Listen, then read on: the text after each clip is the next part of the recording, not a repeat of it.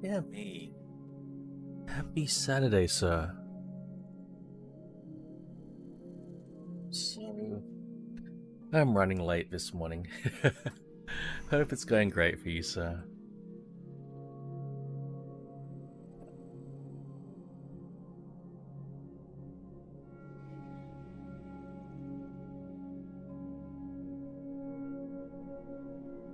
But the starter mode is still cranking over here. What do I need to do next? Oh yes, I forgot to do all of this. Okay, yeah. Do that. Nope, that's the wrong one. Go to GT7 and press that button and press that button and do that. Yeah.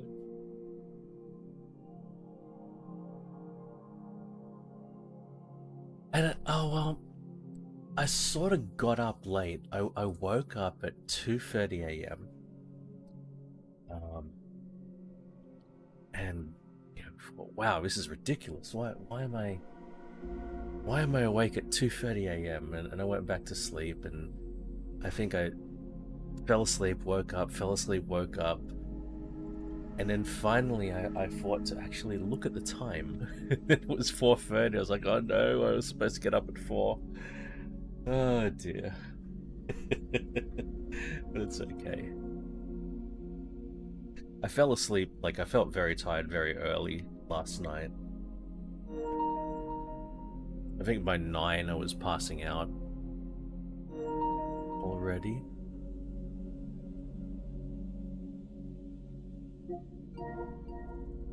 Okay, there we go. 9, I'm oh, update. Okay.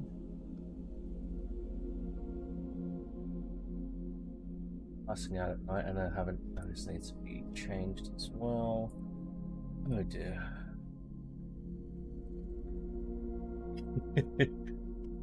So I got here and I started doing all the things I need to do to go live, and I thought, I hit the go live button. I thought, wow, I did that really quick, and the reason I did that really quick is because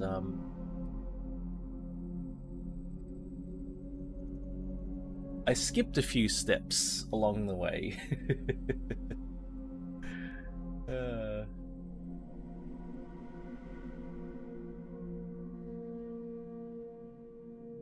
I think I've got everything now.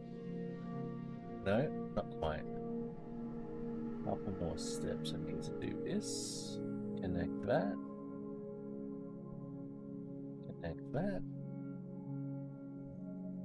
Now we're cooking. Now we've just got an update file to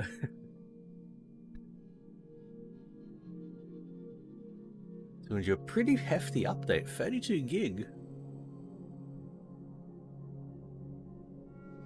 That's the size of a game.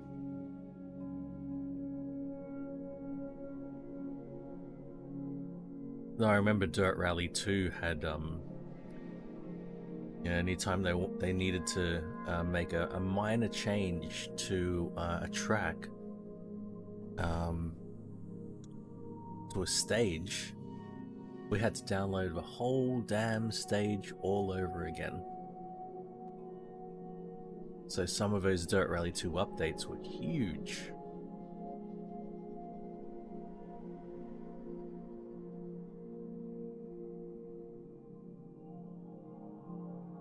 Thankfully I have fast, well, relatively fast internet these days. It's not the fastest around. There are plenty of faster connections in North America and Europe and you know, the highly developed parts of Asia, but 21 gig. Hey, good man. Mine's 32 gig. I've got no idea. 32 gig. Like I only load this up once or twice a week. When did you do your update? I've got no idea why mine's 32 and yours was 21. I knew there were like launching like 5 cars, I think. I didn't know that was now. 24 minutes left. You tell me that's not right. Preload. Oh yeah, we'll see. I don't know. My PlayStation 5 sits dormant. I only load it up once a week. From 300 to 500, wonderful. Oh, because of a PS5 Pro. Yeah. That's why it's so big, because it probably has new textures.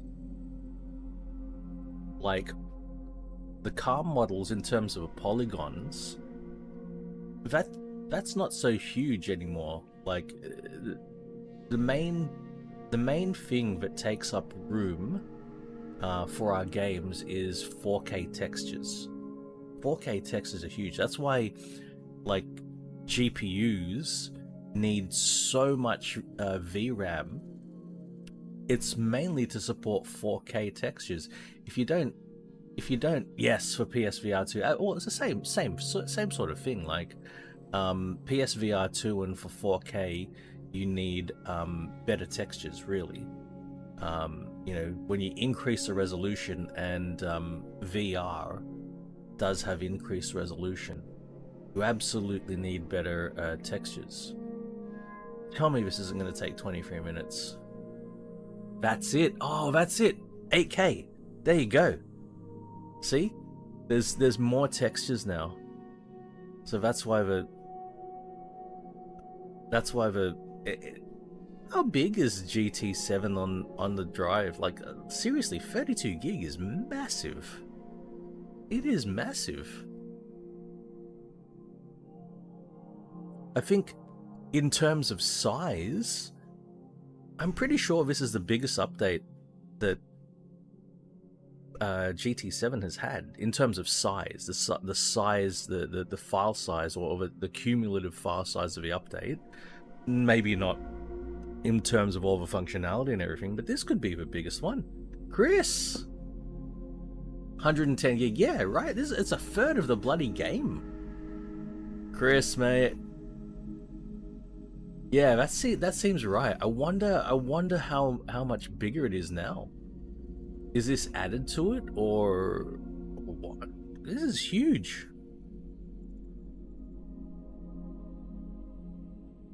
And don't tell me I've got to sit here for 20 minutes. No, it's faster than that, right?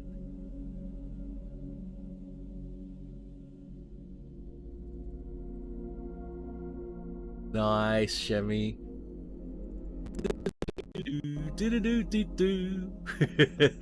ICMH. Well, you know, we've just experienced the Microsoft Flight Simulator launch. It is warm here, Chris. It's warm here.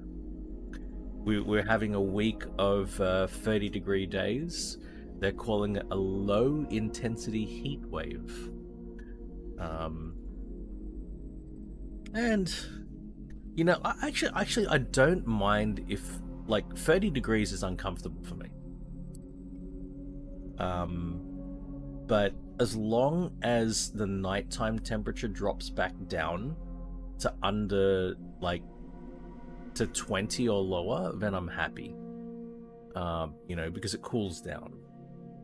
You know, as long as it cools down overnight and get some sleep, it's fine. The issue is like when it's still 26 at midnight or higher, or it's still 30 degrees at midnight. That's awful. It's god awful. It's just disgusting. Like, I can't stand it. Yeah, right, Chris. You can't get it to load. Good. It could be because of your region. Yeah, so I did get to play it. So I know some people use the VPN. Other people just, like, in the game changed which server they were connected to. I don't think you really need to use a VPN. I think just in the game, just like, because there's an automatic setting. Just try changing to a different server, because it was like the first like 16, 18 hours, it was rough. It was very rough. Like, I even gave up after about an hour and a half of, attempting for like 10 minutes, 15 minutes, and I stopped. And what I basically did was I went to Twitch and I looked at the whole category, and I kept refreshing the whole category, and I saw all these people streaming a loading screen, and I was like, okay, I won't even bother. If all these people can't get into the game, I'm not going to try. And then I remember I hit refresh, and then everybody was playing, and I went, alright, I'll give it a go now. Yes, all in a single game. Like it's great, CMH. Goon, yeah, try change. Oh, you can't even get into the game. Shit. I get into the game all the time, man. Every time I've tried. And it doesn't take long at all. It's not quick, but like, compared to this, if I had tried loading up Microsoft Flight Simulator, I would have been in the game already. Yeah, damn. If you're at 97%, you're still downloading stuff. So I think once you get past that 97% and you do your character creation and all that, you'll probably have an easier time from that point on getting through the entire thing. But Microsoft Flight Simulator's solution to this, to downloading a big update, is that you always stream all the assets. Like, you stream the assets as you need them. You don't have like a big storage locally that the game's retrieving files from. When the game needs stuff, it downloads it. And I think it's sort of a good idea, but at the same time, it's a good idea to avoid this situation where you're sitting here waiting for a big update to come down. But then again, like, this only happens like once a month, once every 2 months, once every 3 months, once a year. It doesn't happen that often. You do it once, you get the pain over with, and then it's done until the next big update. But now you're doing it every single time you're connecting, and if there's any issue with a server, if an issue of your internet connection, issue in your country, your whole bloody country's having an issue, then you're gonna suffer. Ah, shit, yeah, that could be a bit rough, yeah.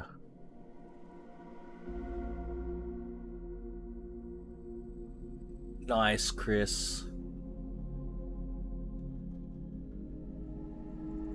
Yeah, that's right, Chevy.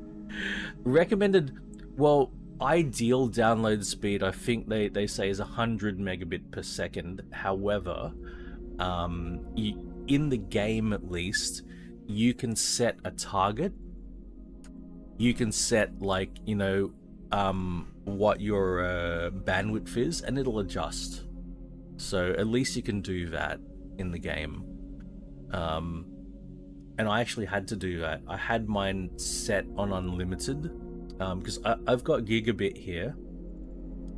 But even though it's called gigabit, I think realistically it's like 600 to 700 max. Right, but I set mine to 100. And you can set it if you don't have 100, you can set it lower. So, you know, in your case, maybe you'd want to set it to about 40 or so. So you've got a little bit of headroom for other things. You wouldn't want it taking your entire you know, bandwidth. No way.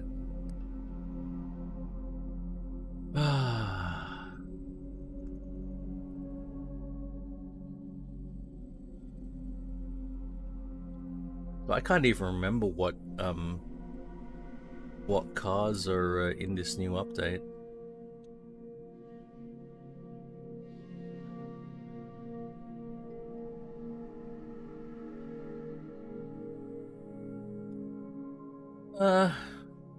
It's not real. Well, you know, good. It's not really fair on you.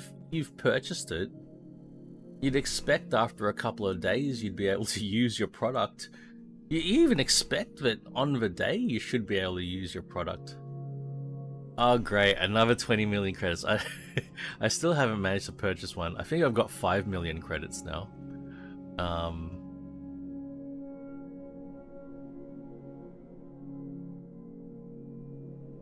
I mean, to be fair, I could do some things.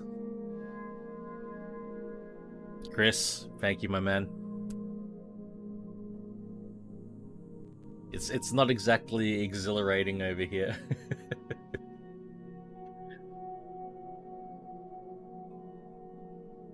I did go live at 5:01, right? So it has been 18 minutes already. The other thing is my PS5, and I should do something about this, actually. My PS5 is wirelessly connected. I should wire it up, because I think I could get a faster... Oh! Is that the PS5 going on screen set? Nope. Yep. Oh. Don't go to sleep. True. Hello, man. Hello, man. It's going okay. Happy Saturday for you. It's Sunday morning for me here. My Friday was not the best Friday. It wasn't horrible, but yeah, I should cable it up. But it's very rare that I have this issue, where I'm downloading something. Yeah, I don't think I don't think I even get 100 download wirelessly. Especially where my PS5 is. If you can see on this camera, my PS5 is behind the steering wheel here, up against a brick wall there, and I think there's a bit of interference, and you know, the brick wall is not great for it as well, so it doesn't get the best connection there. And it's enough, but in these situations where there's a big download, I think it could have been faster if I had have yeah. And I've got a brand new Switch over here. Get another Switch maybe.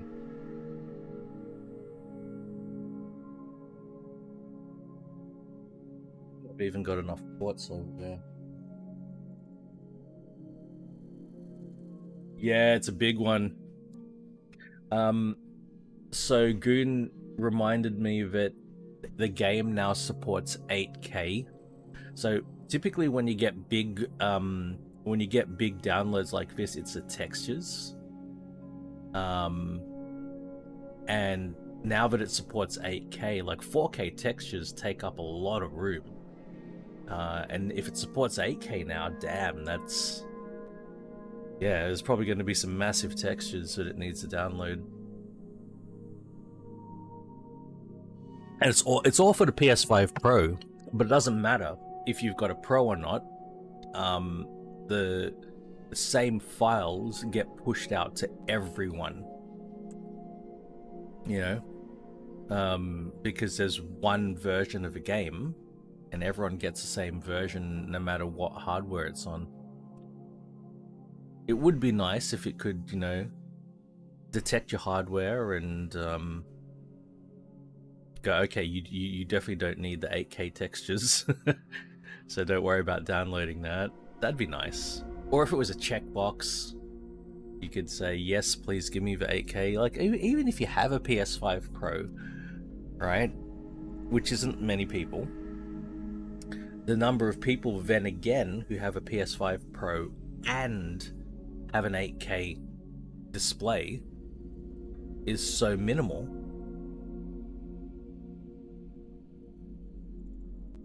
And even if you have an 8K display, maybe you don't want to play it at an 8K because it's going to be slower. It's not going to be as potent as 4K.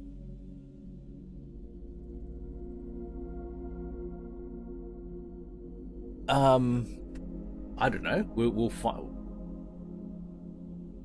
Oh, you got one, Goon. We'll find out. That's true. That's exactly my setup. I've got the regular PS5, 4K monitor. We'll see. We'll see if it looks any better. I doubt it. I doubt it. Because for that to look better, you need to do super sampling, right? And super sampling is I guess in PS5 parlance that would be called quality mode, right? Where the game internally renders everything in 8K, but it pushes out only a 4K image. That's what we'd call super sampling.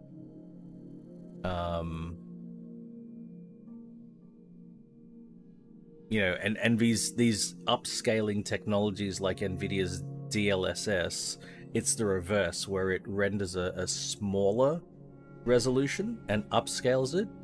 What you're doing to you know, the other way around is you render a higher resolution and you downscale it, because that you've rendered like sharper. It's mainly around the anti-aliasing. Actually, you've rendered a sharper image. You downscale it, and it should look sharper. But I don't know if a regular PS5 will be able to do that. A PS5 Pro, yeah, that's PSSR, yeah. A PS5 Pro probably could do that. If it can push out an 8K image, then it could render that 8K image and downscale it, and yeah, that would be nice. Same, true. Like I'm okay with the image quality. Like, I mean, it's not perfect, but yeah. Pisser.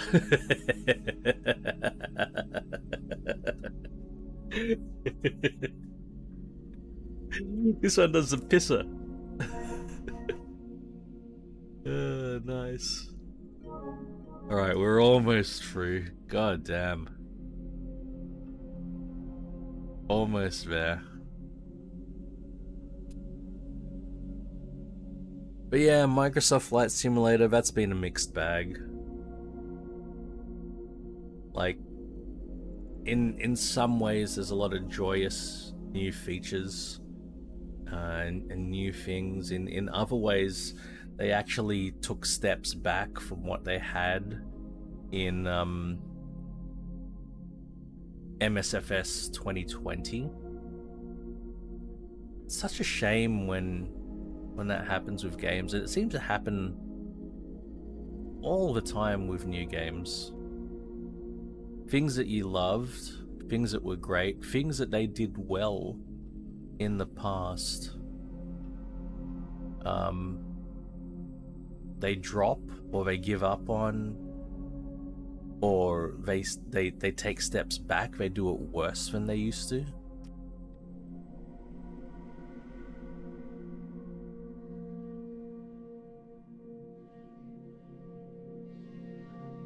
It's so hard to get a new version of something, get everything that you loved, and just get enhancements and extra things on top. So very hard to get that. 72 FPS is absolutely workable. Absolutely. In general, I'm happy with 60 FPS. I try to push 120 FPS because I've got a 120 hertz monitor here, but I'm okay above 60 FPS. Right, Chris? Almost there. It really did take half an hour. Look, I went live at 5:01 a.m. here. It's almost 5:30. Goes to show how long I can yap for without actually doing anything. Oh shit. I wonder sometimes, like I have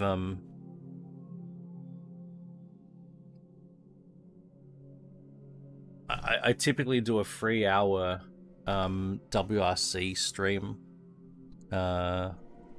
during the week. I do 2 3-hour Twitch streams on EA Sports WRC and you know, maybe 1 4-hour stream, and sometimes the time goes really quick and I'm like, oh shit, halfway through the stream already, or we're almost at the end and I feel like I haven't got anything done. It's because I yap so much.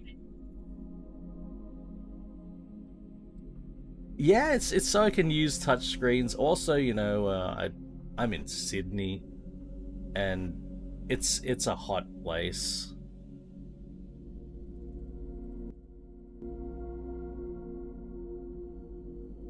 Nice, Shemi. Hey, it's as long as you've got the hardware that lets you play any game that you love, and you get your value out of that game. The hardware, you know, you've gotten your value out of the hardware.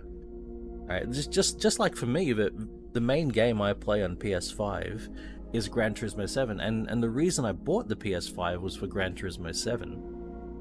You know, I've played a couple of other games like Final Fantasy 7 Rebirth, Stranger of Paradise, Final Fantasy, and what was the other one? All Final Fantasy games.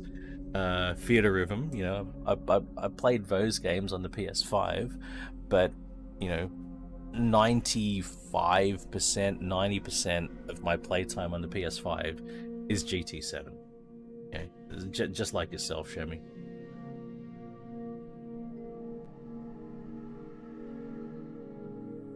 But yeah, I made sure. This is my second pair of driving gloves, and I made sure the first time to buy driving gloves, and they're great, like as opposed to like racing gloves. Yeah, Shemi. God damn. Oh, that's fair, true.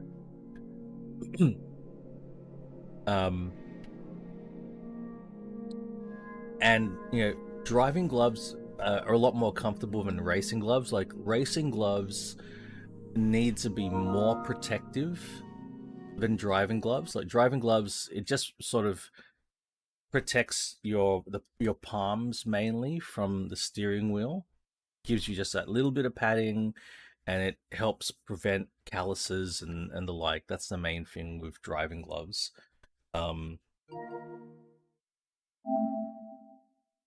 Fuck, what am I doing? Whoa, is it? Is this right? Is it? Oh, okay. Yes, we're here. Um, Whereas racing gloves, um, you know, they're full finger. They cover the whole hand because they also need to be, they need to be fireproof. They need to protect your hands in case, you know, in case you go on fire. In case, yeah, they're meant to be used with a full race suit, right? To protect you against getting burnt. Okay. Cool, got my bronze. 250k. Alright, still on bronze there. Let's see. Leaderboards. No one else did this. It's a Momo. I mean, race. Some people love racing gloves. It's a Momo. Mod 08. Yeah, 350 mil and leather. You can. I think you can get an Alcantara version of this. You can get it in black, blue, and can't remember if there's any other colors. But yeah, it's a Momo mod 08, 350 mil, and I love it. But the thing is, it's a super deep dish. See that? It's like 90 millimeter deep dish. And you know that does mean it pushes the wheel really close to me. Oven gloves, yes, that's right. I could use a little bit more reach on the wheel. Like, it's maybe 20 mil too much. Like, I could maybe do with a 60 millimeter dish instead. So it's not ideal. A little bit closer to me than is ideal, but it's completely workable. But I love the design.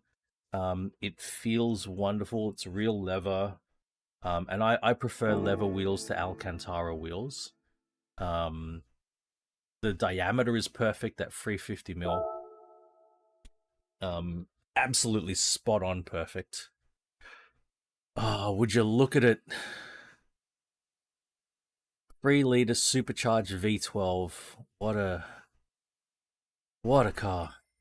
But I'm nowhere near that. 2.6 million for a 500. That's a lot of money for a 500. I don't think I'm quite ready to spend my 2.6 mil on that.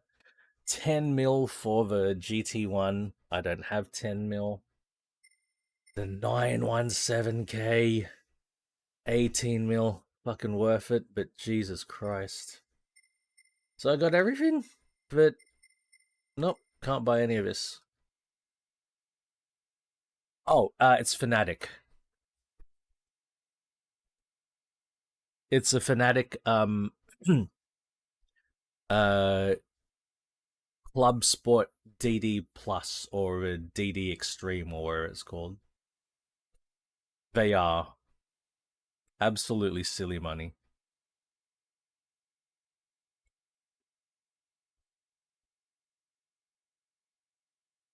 So it's effectively, well, it's effectively Fnatic's current flagship. I mean, you could argue and say that the Podium DD2 was still a flagship, but in a way, these sort of make the Podiums a little bit obsolete. I'm just gonna quickly check this. 15 Newton meters. That's exactly right. That is exactly right. So there's an Audi extra menu that we're not even going to worry about. Was that the new one? How do I... So I try to have a 0 inbox, so anytime there's a notification, it drives me insane. I gotta get rid of notifications. Has that done it? Oh, it's here, it's Ferrari. Oh, I got a reward. Do.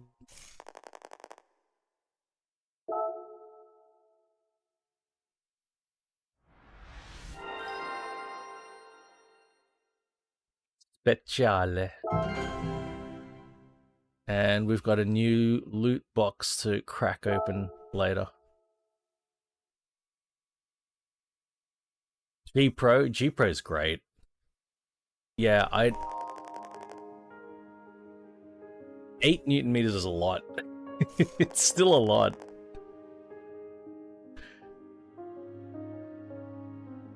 The fact that it produces 50 Newton meters is not a selling point for me.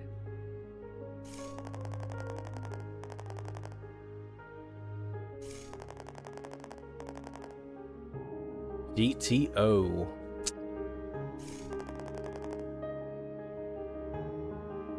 That's a Luso?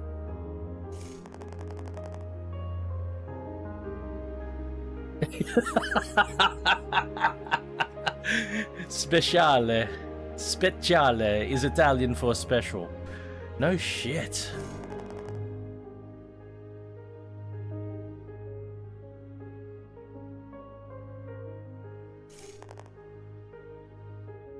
Wait.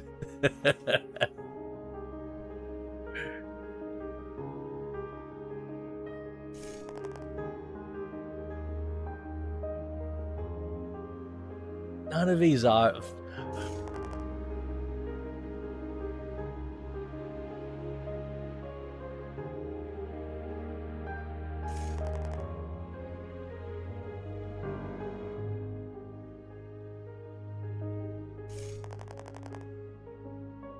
Yeah, I love that, Swede. Yeah, exactly, Chris. Exactly. There is a very real danger, you know, of there's a very real risk of injury with all of these devices.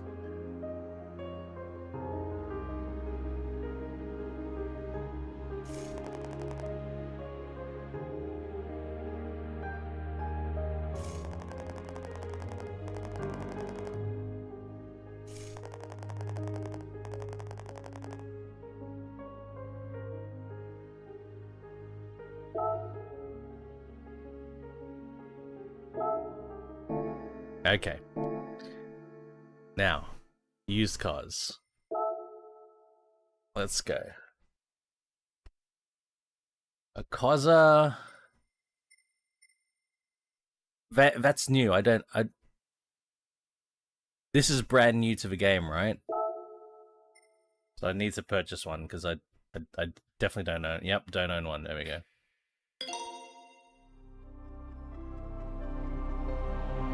So I had this challenge. I do stupid challenges on my WRC Twitch stream, and this challenge where I turned the force feedback on my wheel off, right?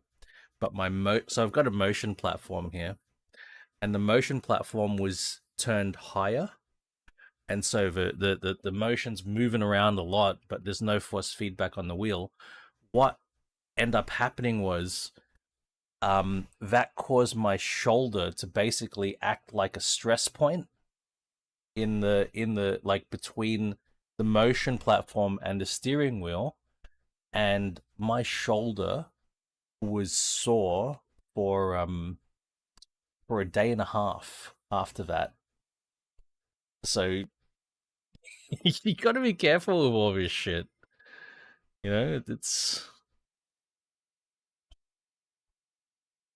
very real risk of injury. All right, Testarossa. Fucking expensive. Do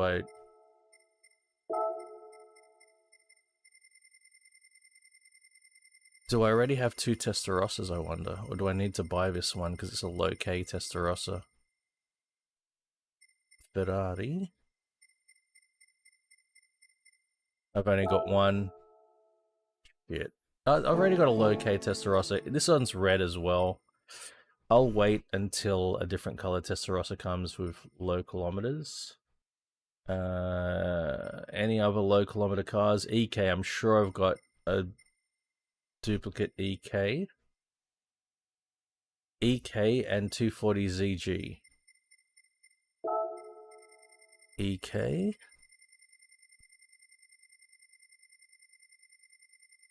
I hope you're sweet. I hope your Dark Souls stream went great yesterday. I had you on the lurk, but I was flying and doing other things while your stream was going. 240 ZG. Oh, there's a SIL 80. SIL 80. I'm sure I've got a low case SIL 80. SIL 80. Okay, there's a couple of Nissans. ZG, SIL 80, 180. Oh, good, man. Good. Like, it's... You know, all these... I was saying it earlier. All these new games, they take a couple of steps forward and then a couple of steps back. Same thing. They improved in a couple of areas, and a couple of areas it's worse. Oh wait, hang on. There's a 98 EK and a 97 EK. I've only got the 98 EK as a duplicate. I need a duplicate 97 EK. Okay, I think that was a 97 in the shop. I mean, look, we're gonna have fun. Okay, I've got a duplicate 180, ZG, and SIL 80, so that's cool. And it's a 98 EK, so I need another 97 EK. I've got 98 EK, alright. So I'm looking for cars under 20,000 kilometers to get low K versions of them. Supra at 24,000 and a TTS. No, like things that they did, things just like WRC. There are things that they used to do well that for some reason they're worse now. So I'll give you an example. TTS. What else did I want to do? Audi TTS. I'll give you an example. 09 and the Supra. So in Microsoft Flight Sim 2020, so I got my flight stick here, right? And they have shitloads of buttons. Like there's 6 buttons on this side, 6 buttons on this side, right? And then there's 3 buttons up the top, hat switch, and then this trigger here, right? So there's so many buttons. In 2020, it had when you were going through your through all the bindings, right? If you wanted to check, you know, you find the control, you see it's bound to button 5, right? But then on your flight stick, you've got no idea what button 5 is.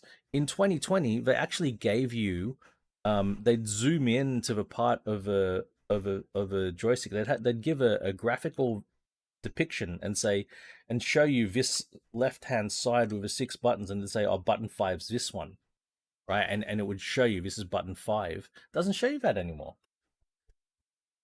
You don't know what buttons what when you're looking at default bindings. That's an example. In 2020, you could see all players in multiplayer. You could see all players around you in a 50 nautical mile radius, right? And that's how we used to do group flights. We used to try to make sure we were on the same regional server and we could just see each other. And so we didn't need to join a group.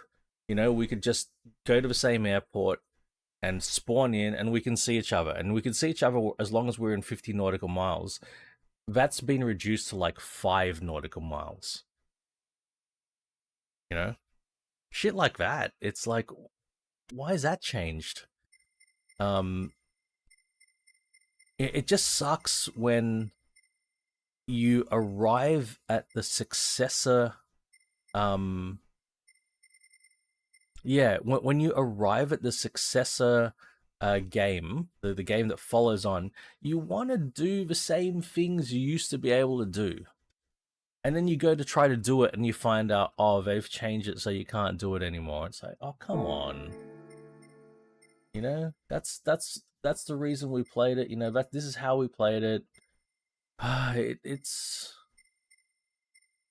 I mean, it's not the end of the world. We can sort of stick close and see each other, but it's not as good as it used to be. But in other areas, things are great. They've done great in other areas. Okay, it's time to race. So yeah, I mean, we love it still, and there's a lot of potential. There's a lot of fun we can have in it. Yeah. Well, we kind of Jimny Cup. Let's get it over with. Yeah, we're like, why is it like this now? Oh, there's another Jimny. Oh, it's new. Oh, new cars, new cars. Wait, there's new cars, isn't like in the new car? Yeah, okay. No, it's very enjoyable. There's still a lot of stuff that we're happy with. You know, I mean, we were pissing ourselves laughing. We didn't want to stop playing, that sort of thing. Oh, 992 Turbo S. This is pretty modern. I do like me a silver Porsche as well. Oh, that's pretty nice.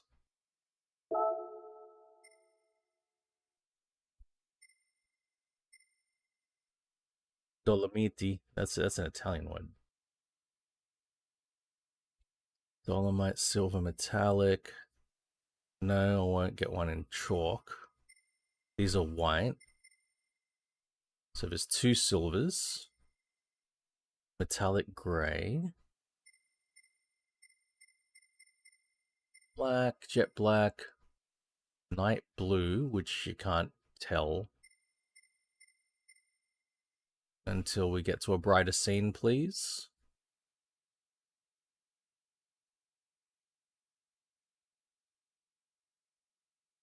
Ah, too dark.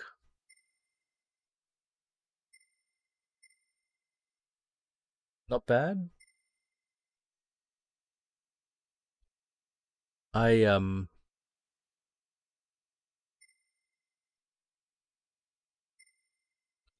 On special cars, on nice cars, I don't really go for dark colors because I think if I like the styling of a car, or if I want to see the styling of a car, I want to show it off a bit.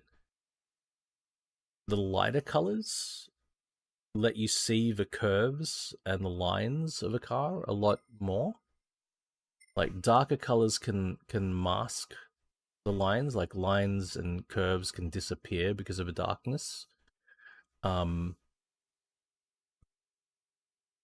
I definitely don't favor the darker colors.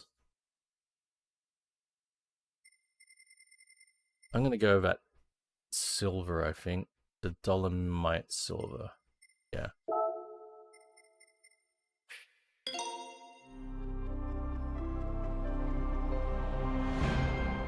Alright, Turbo S.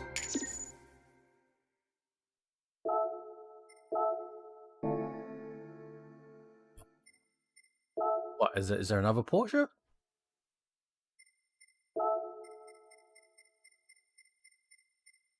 Oh, the Mission X, I see.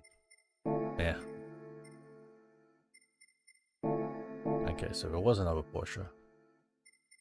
Any other European cars, or is that it? That's it. Suzuki. Jimny Sierra. Oh, the engine is different.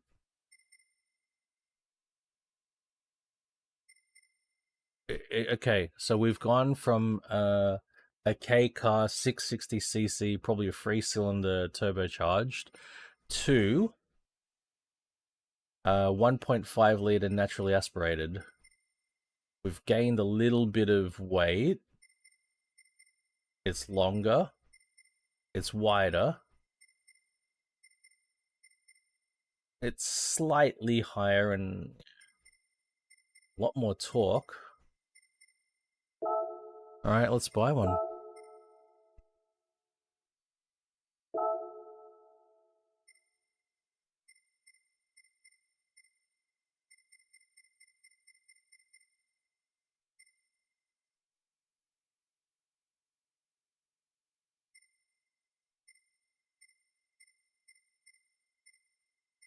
Yeah, we'll buy that silky silver metallic. Alright. There we go.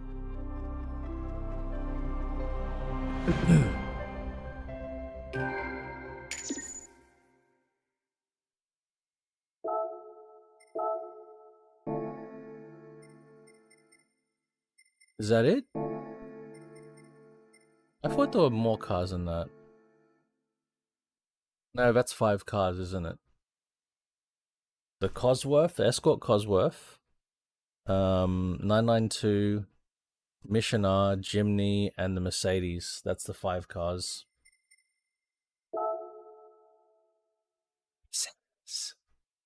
Mercedes. Bentley. What am I doing? Fuck. Okay. It's pure money, no loot boxes this time round. We've got Jimny, Japanese Clubman Cup 550, World Touring Car 600 looks like it's on dirt, Porsche Cup, and then Special Event Group C. Okay, let's get it going. We're gonna... Wait, we need to do this properly. Let's go to the garage.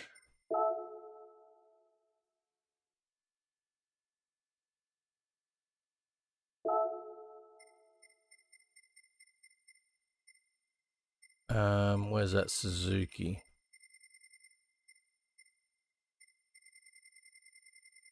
Let's check what the difference in the PP is. Wow. So my Jimny XC is a bit worked. The PP is not that different.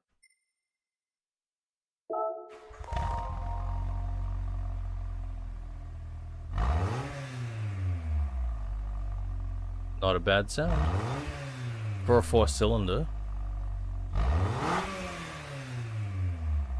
Yeah.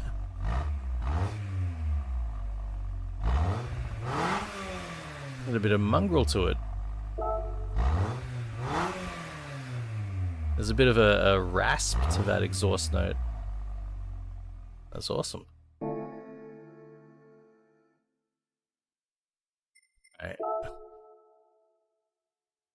So we'll do regular modifications. Let's go to sports hard tires. They're probably on dirt, right?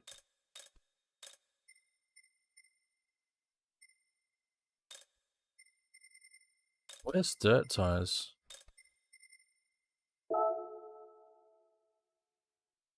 Wow, just dirt tires already. Okay. Okay. And we'll get the brake balance controller. Differential.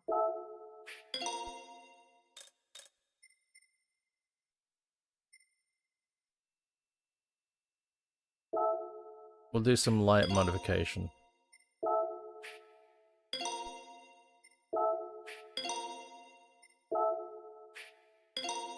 Just that, just restrict to sports mods, and that's it, just to get a little bit more power. Also, it looked like it was an H pattern, which is cool.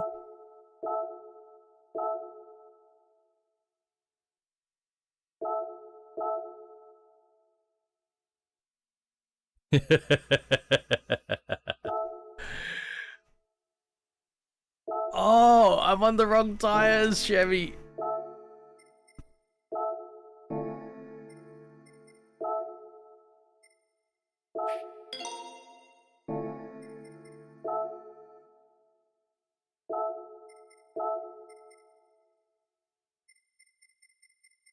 We're not going on dirt. I just absolutely assumed because we're on the chimney that we would be on the dirt.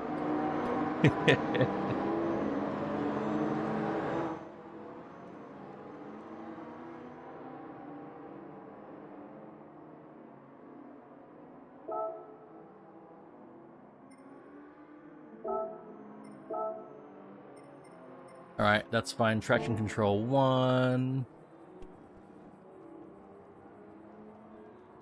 Alright, please let me know how the car volume is when I start the race, if it's too loud. Because I did try turning it up a bit. I might have gone a little bit overboard.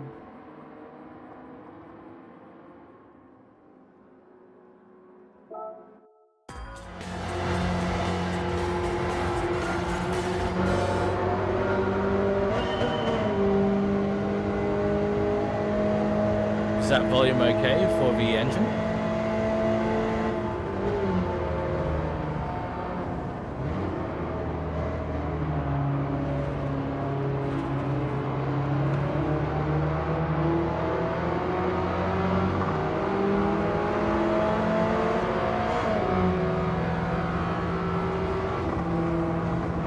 Touch loud.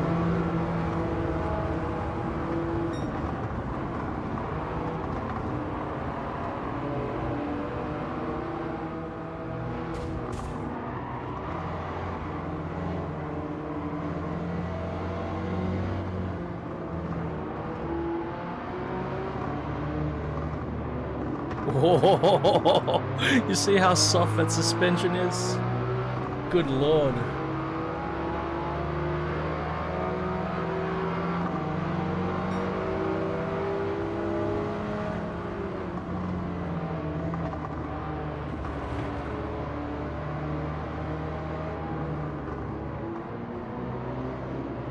Yeah, with a PS5, it's always a little bit tricky with the volume because of the way that the sound gets captured by OBS through the capture card.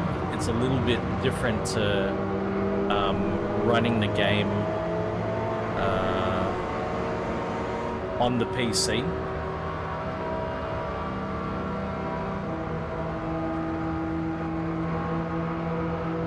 And also the way I hear it, I hear it through OBS. It's weird.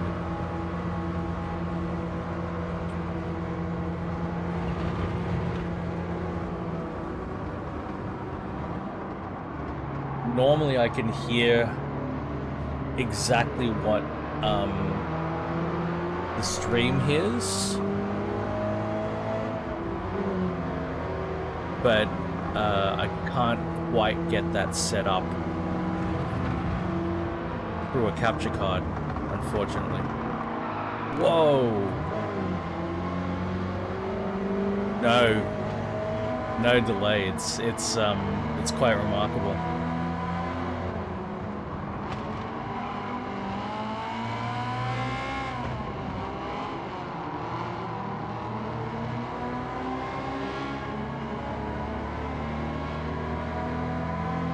Interesting.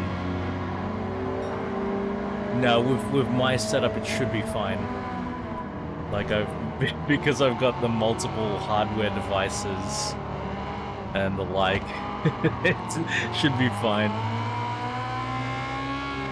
But I mean, I do have an external DAC, of course, but should be okay. Should be okay. Most of the time, the issue I have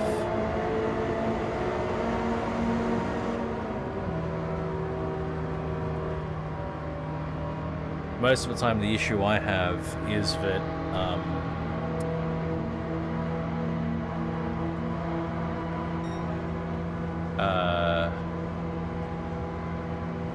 it's too quiet, so I have to keep trying to crank it up a bit.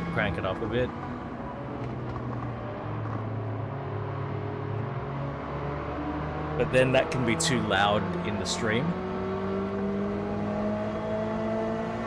It's sort of the opposite of what you're describing there.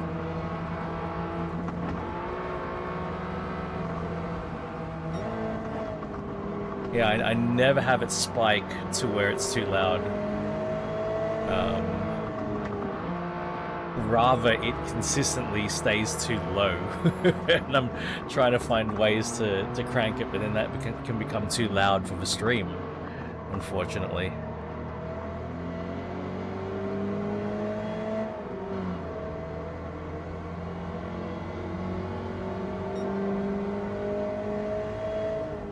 I think I like this better than the turbocharged one.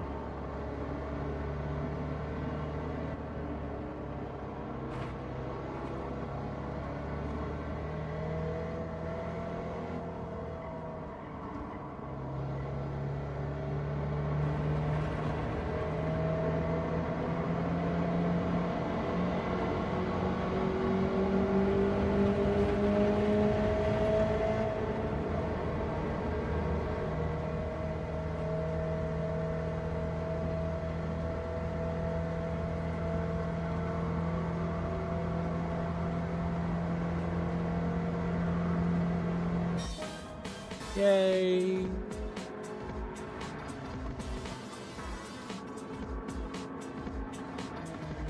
Nice one, Shemmy.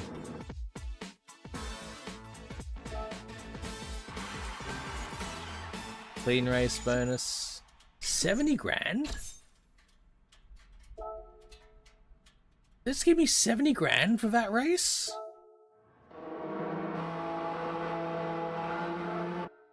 That's pretty good.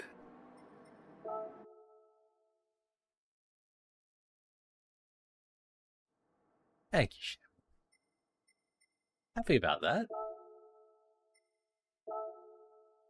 Clubman Cup 550. So it's a suggested PP 550, but we're going to try to respect that PP. You got to respect the PP. From Japan. Here's Chris. Japan.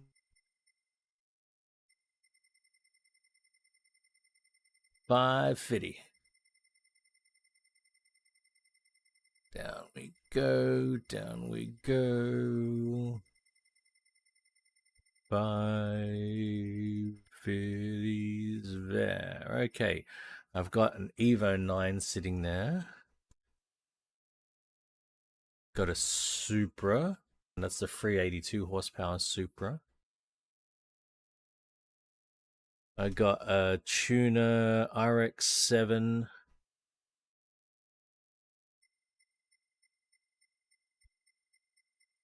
This is a 335 horsepower Supra here. NSX Type R. Would be fun to drive.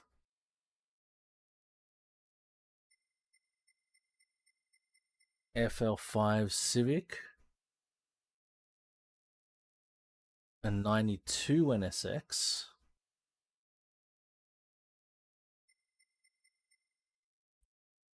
FK8 Civic.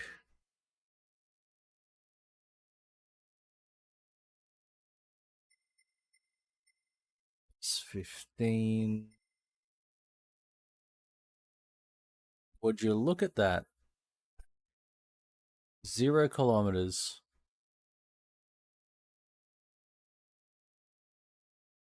I think we're going to drive it. So typically I do not favor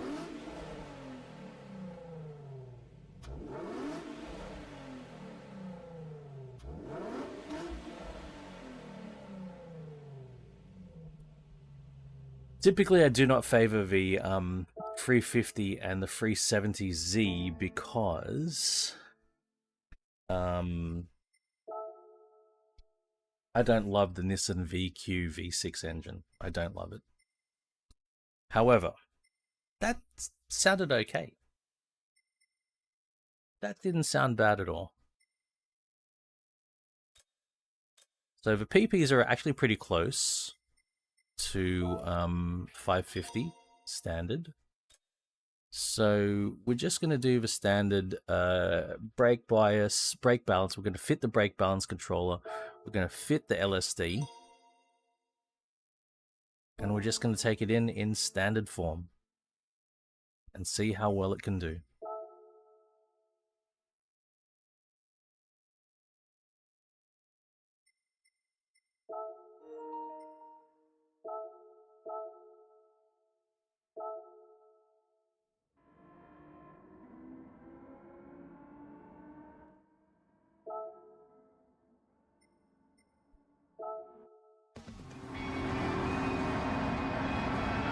Yeah, V6 engines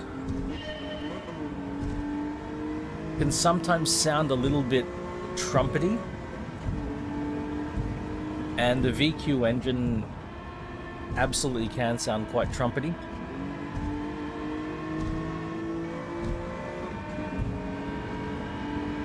Like that noise that you hear in there is a bit of a trumpet.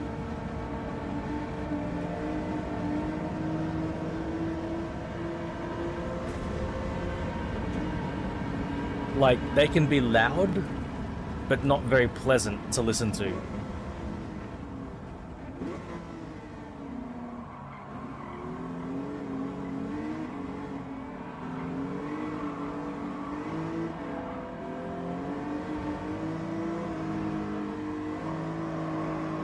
Like, very competent engine, great chassis, but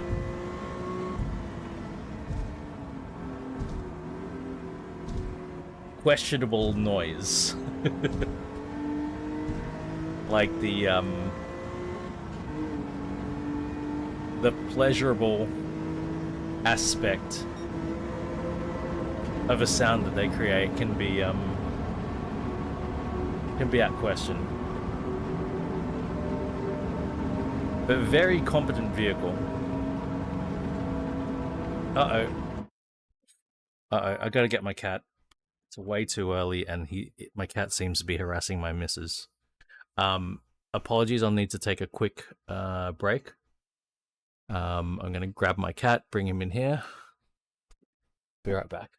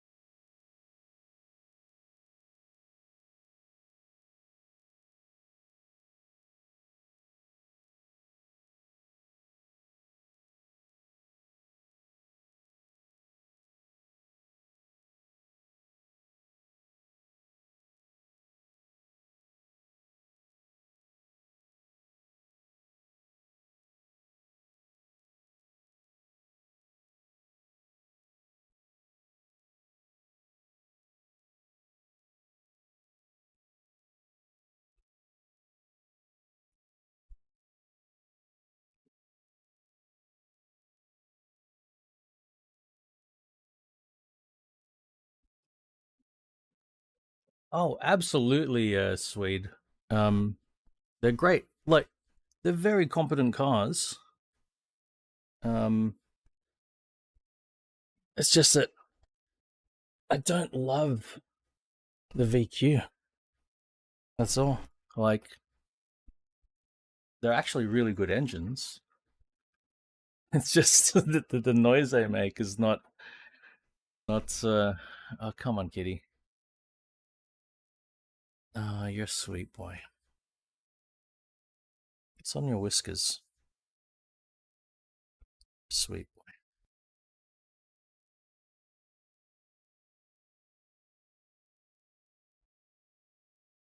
You're stuck in here with me because you annoyed her.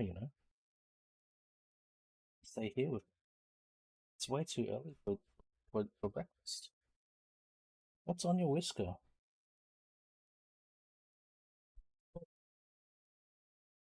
Something caught on the end of your whisker here. I have to drive. You can't drive like this. You can sit on my lap and then I can drive. Okay?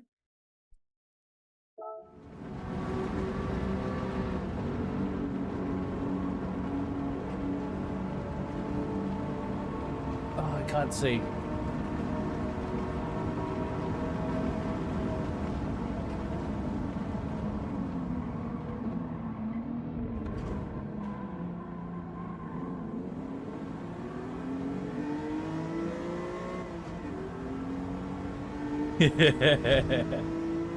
But yeah, good transmission, factory LSD, great, very well equipped, very well specified for performance. Absolutely. And a lot of fun like, the driving is a lot of fun, without a doubt. Excellent formula.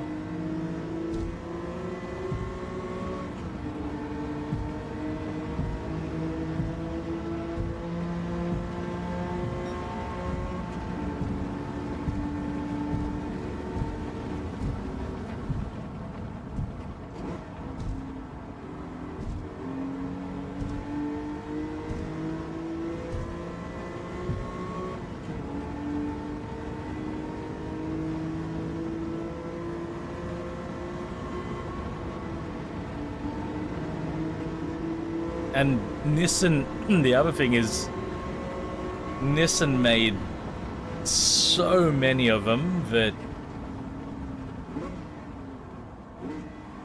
there are so many parts available.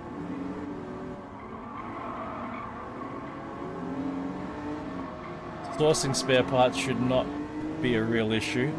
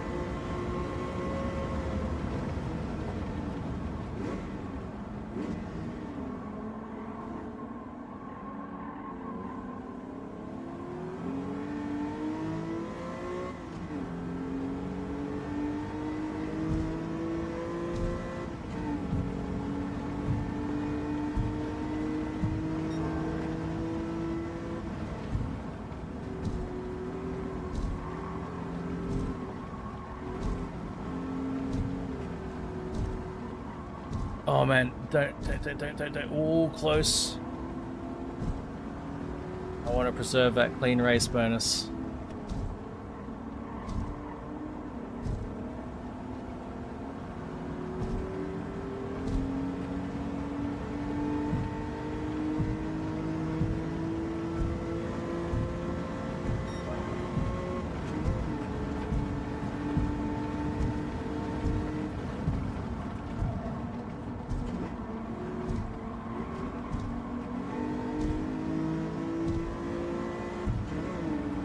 I guess, you know, when I think about it, and like the era of the 350Z and the 370Z followed the era of the RX-7, the NSX,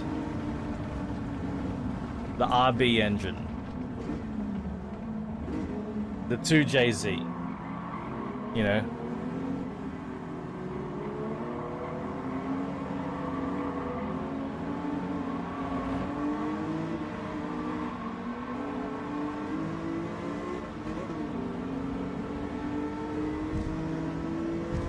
So the VQ wasn't as spectacular as the engines that came before.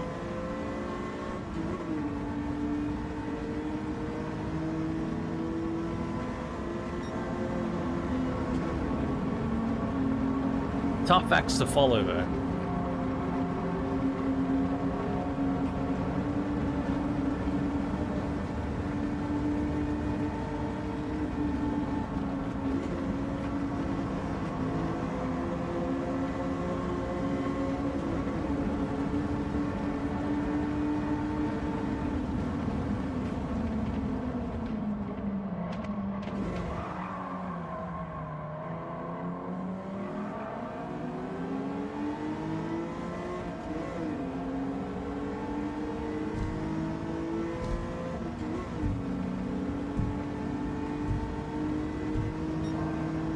Oh, yeah.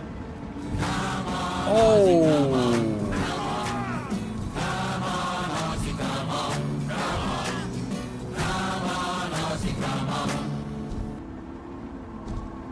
Okay. I was a bit loud. Fuck. G'day, eating chicken.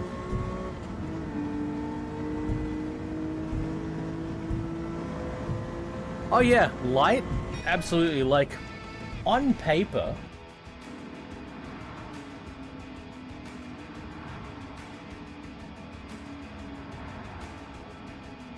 Absolutely, on paper, the VQ... Happy Saturday, Daniel. The VQ is... It looks ideal on paper. Produces excellent power, linear torque, you know. No clean race bonus? Ripped!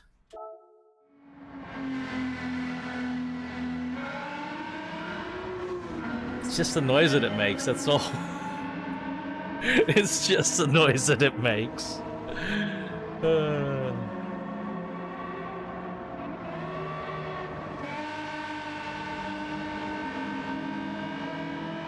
Yo, RJ.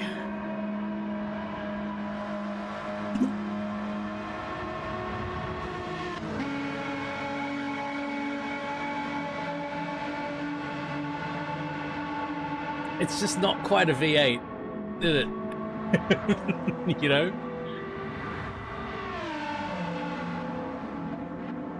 It's lacking something. That's all.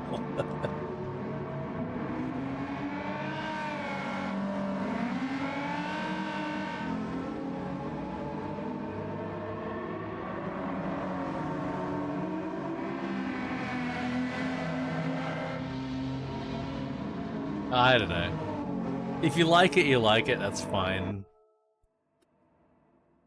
It's not... Bro, good morning. There are... Look, there are some nice sounding V6s, but... they're rare.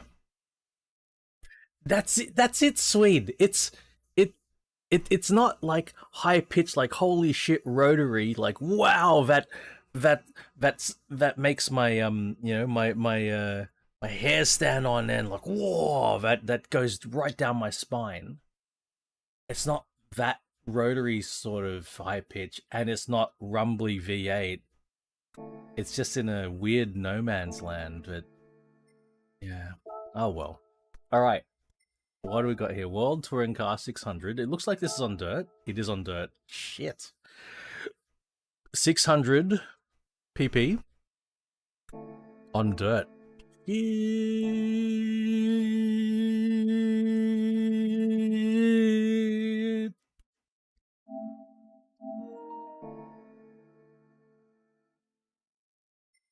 On dirt? I don't think there's a normal Zonda as well.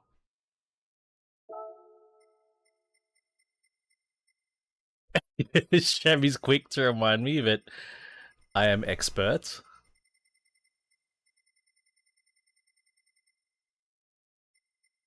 They send me to dirt because I am expert. Well, 600 pp is pretty big, actually. That's a lot of pp. Look at that, like Tuscan Speed 6, LFA, 8C Competizione. Competizione is Italian for competition. Just in case you didn't know.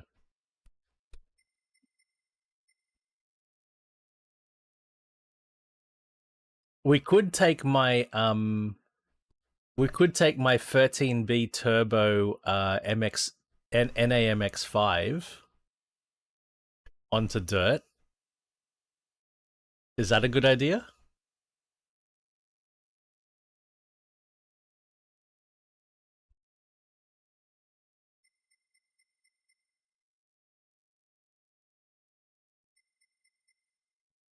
A Cobra 427 on dirt? Is that a good idea? Oh, hang on. Remember Ferrari homologated a GTB, a 308 for Group B? Remember that? Or should we get the donor car? Like this car is the donor provided the engine for the Stratos, so does that make this a good rally car choice as well?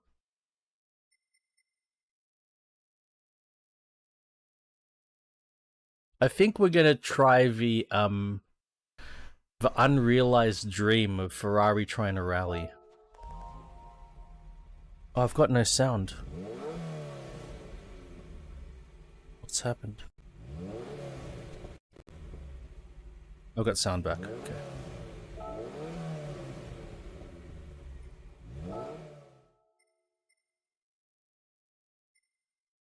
Alright, so this does have some modifications to it. Okay. We're gonna spend a bit of credits here.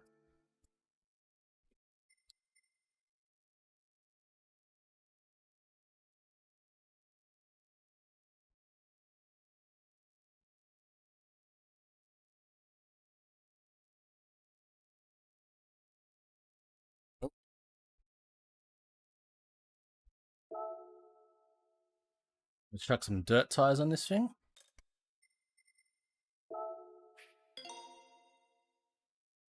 Now.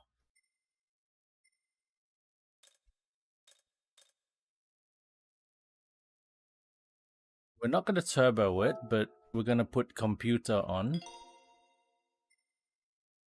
We'll put racing silencer. Air filter. Danger to manifold. Braking.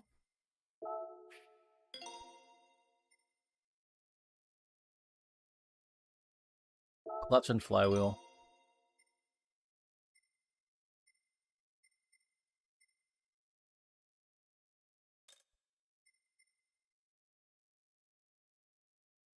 Oh, you can't turbo it though. No, you can only put...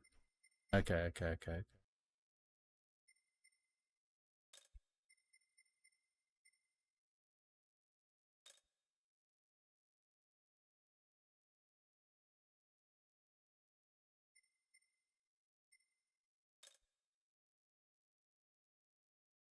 It's not that expensive to get a new engine if we molest it. It's not that bad. But we're still not going to do it. Not yet. I'm not ready to commit that kind of sin.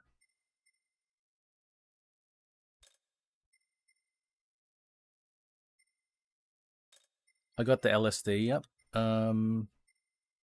It's on sport suspension at the moment.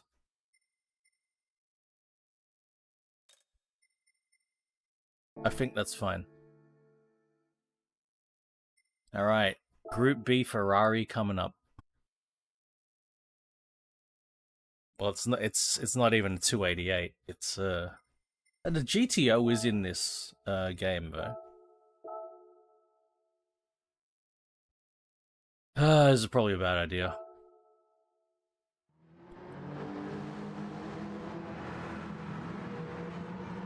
But, yo, Stone Boy.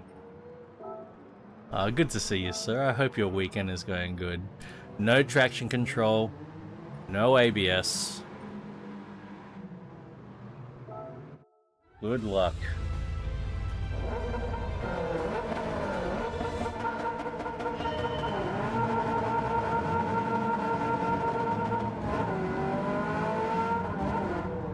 Sounds great though, doesn't it?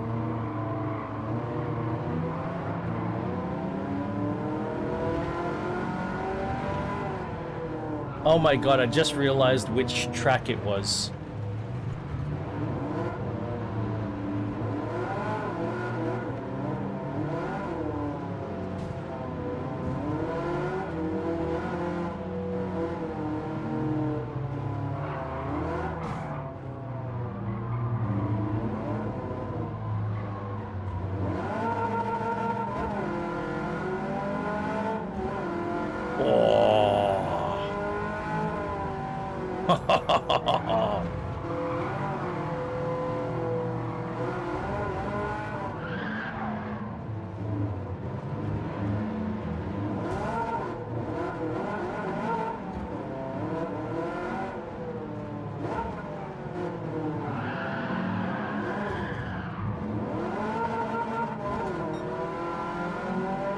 Yeah!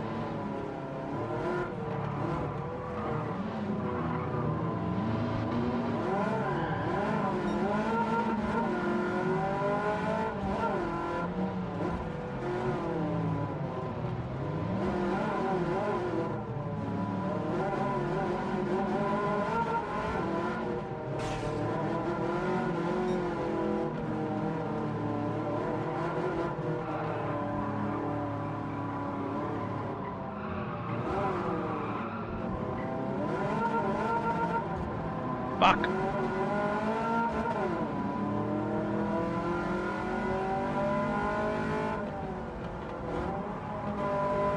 That straight is where I really need to make things happen.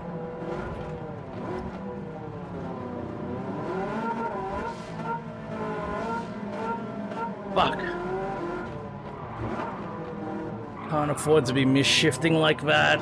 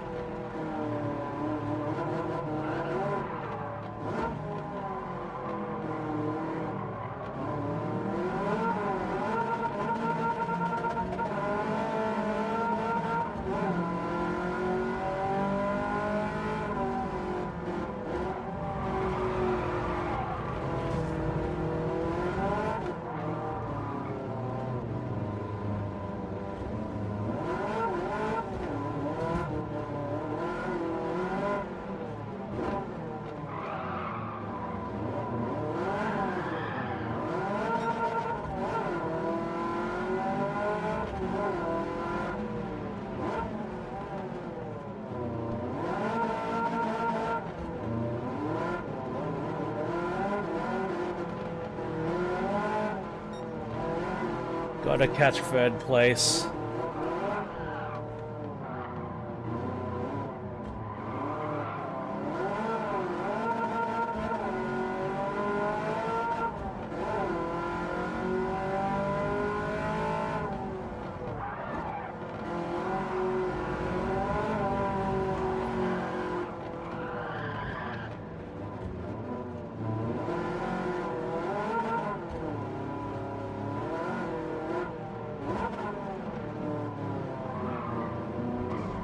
God damn it.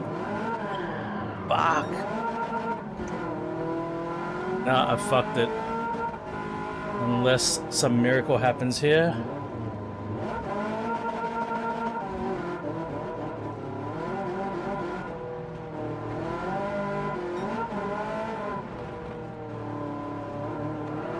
Definitely not ideal conditions for a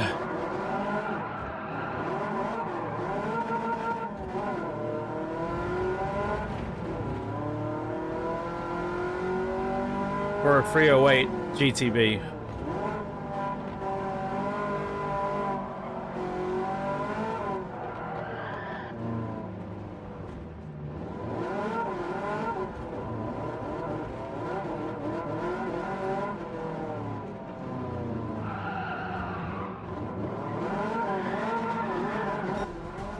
Fucking hell.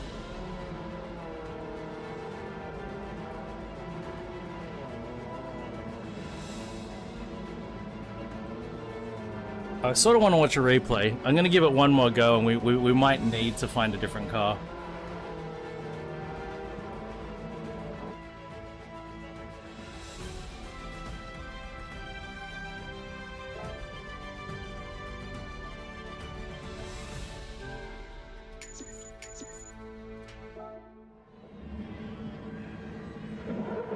I'd like to see a couple of laps, but yeah. Less than ideal. But check out how tiny, look how tiny a 308 is versus modern cars. Look how tiny it is.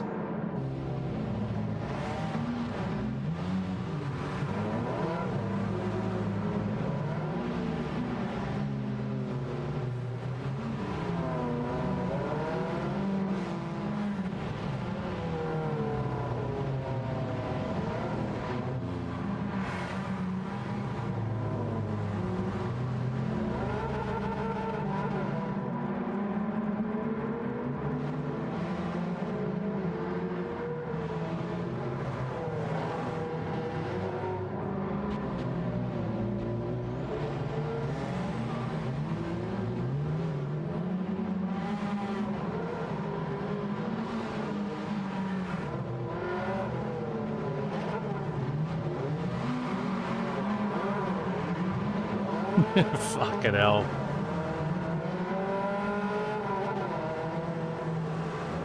What a sound too, eh?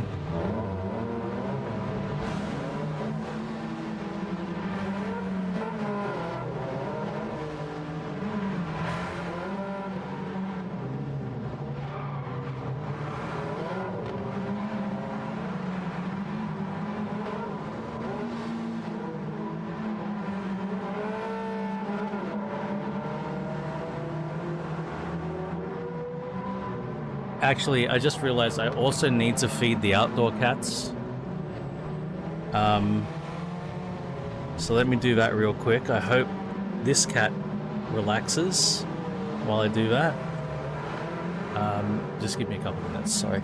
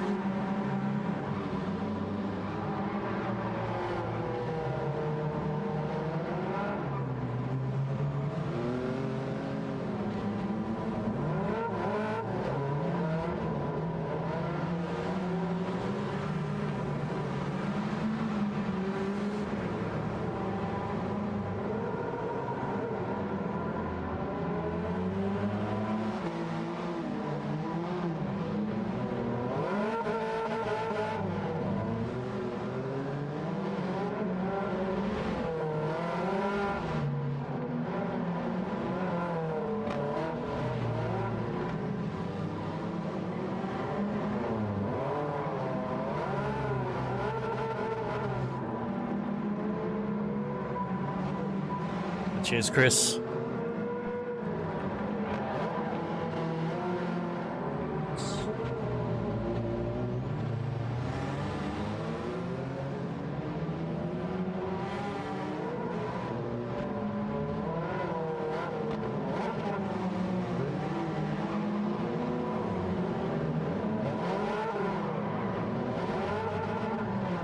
Nice. Hey, good luck, Stone Boy. Thank you, man.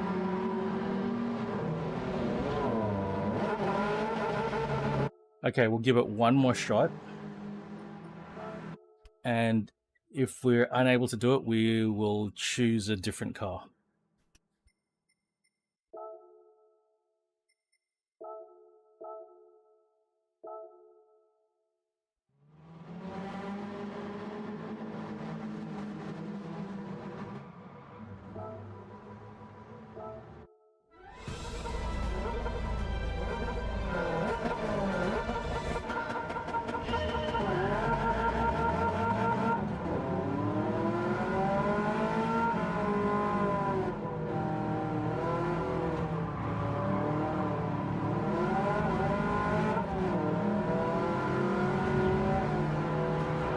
Oh my god. Oh.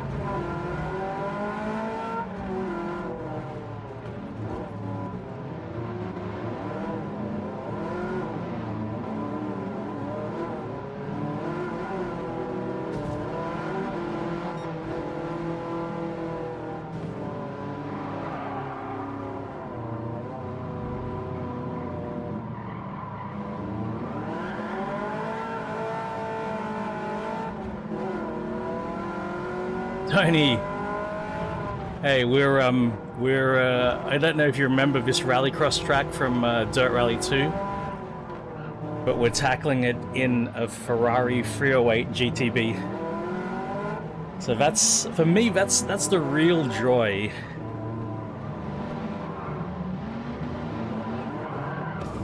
In Gran Turismo, I just absolutely destroyed that AI. The real joy of your Gran Turismos and your Forzas is the freedom you get in your car choice.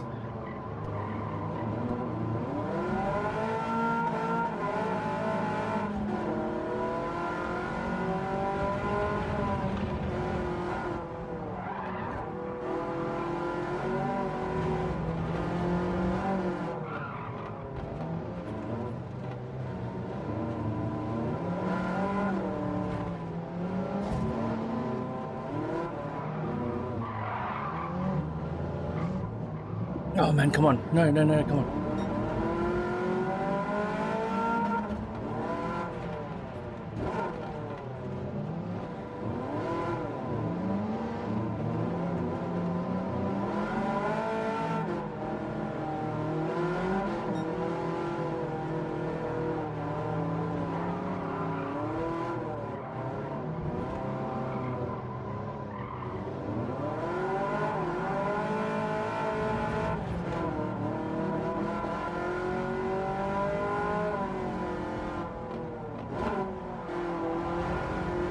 Look at that. That's 2022 Genesis G70. Very similar to Wolvie's car, actually, the Kia Stinger. They're related. I think the G70 might be a slightly longer wheelbase. but pretty much the same car, same drivetrain anyway. Might be on a slightly longer wheelbase.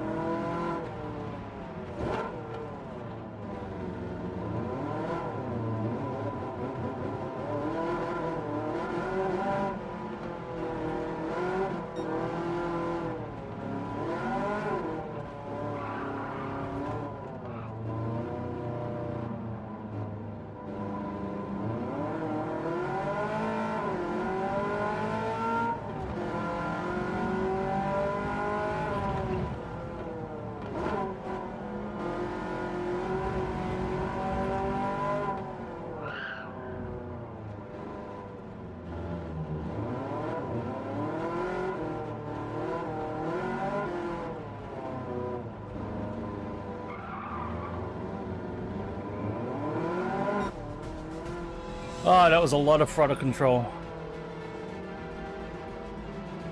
All right, a hun, Tony. Yeah, mate. There's some good stuff with Forza. Look, Forza's not perfect, but there's some good stuff there. Yay, the Ferrari did it. Trophy level up. What's that? What's a trophy level up? What is that achievement? Cheers, brew. See, 308. Good rally car.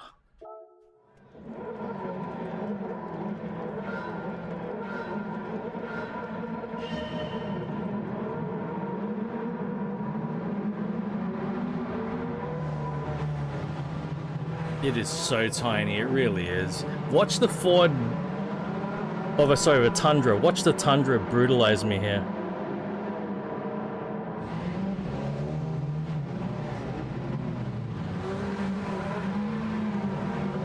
I sort of drove into it.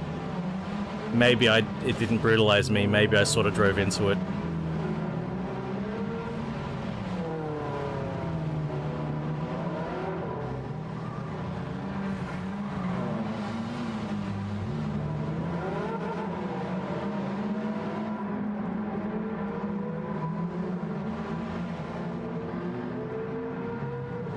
I love that sidewalls now so much.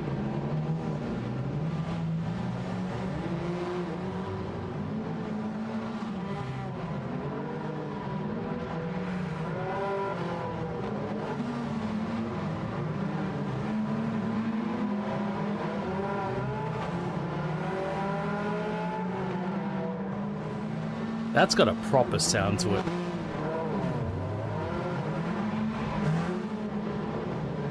Even though it's not a cross-plane crank, right? It's a flat-plane crank.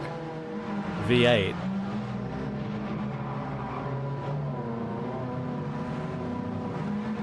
Still sounds great.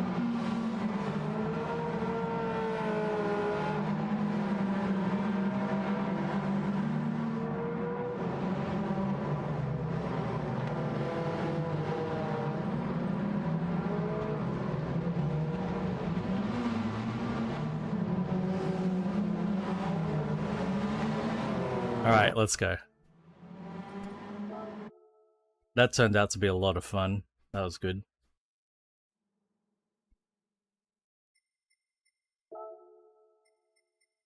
Porsche Cup. 650 or less, Porsche. Okay. That gives us some options, I believe.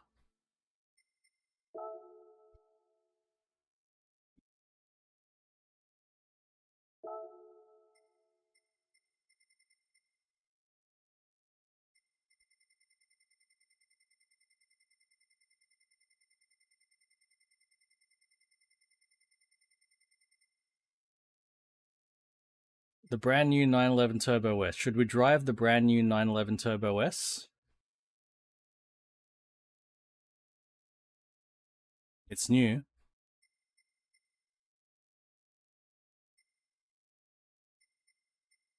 I do have cars like this that I've only driven 9 kilometers in.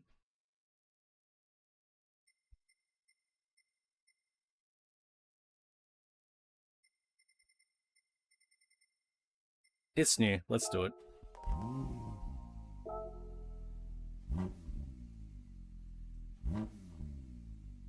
And it's paddle shifter.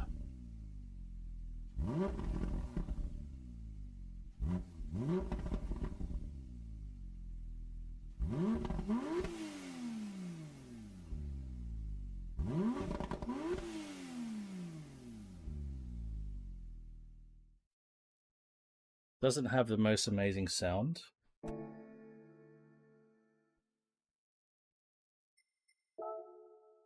We're going to drive it completely stock. I'm not even going to install a brake balance controller on it or diff. Completely stock.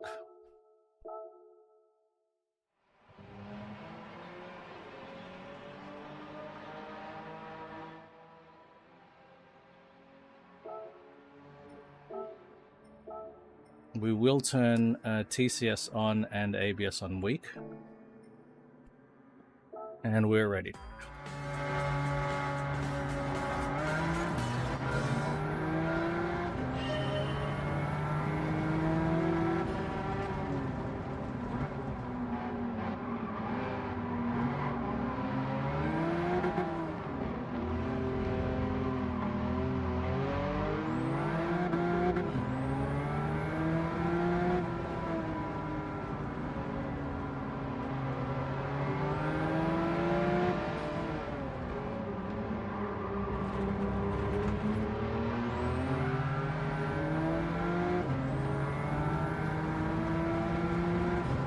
My God, is it fast?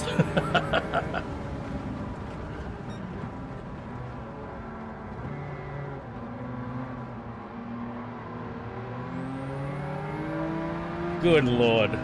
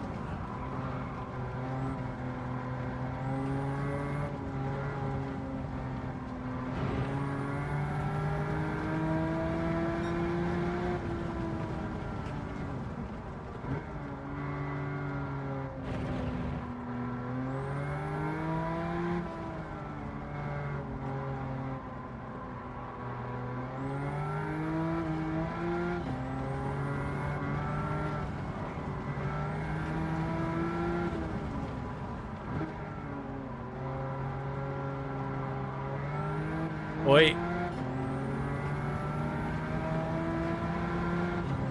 I don't follow sports in general. What do all these cars have in common, Raven? Look at all these things. What's going on with all these cars here?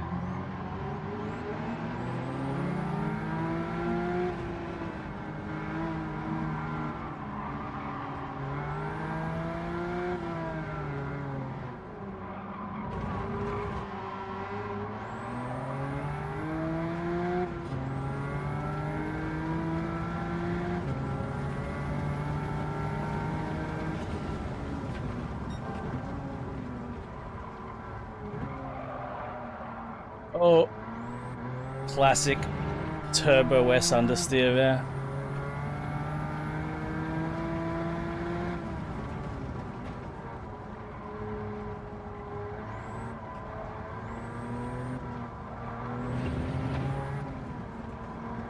You know a car I'd love to have in a game? 993 Turbo. The first all-wheel drive turbo 911. I would love to have that in a game.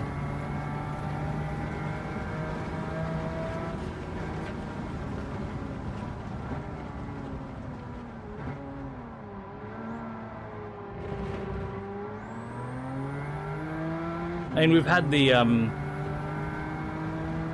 GT2, 993 GT2, in many games for many years, but I love the all-wheel drive turbo of a 993.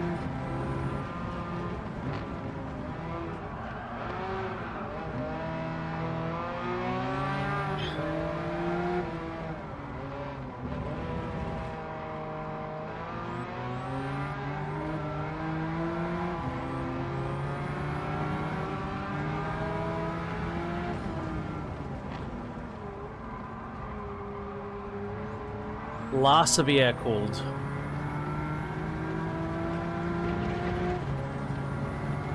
It's a very special one. It's still got the air cooled engine, but it's all-wheel drive.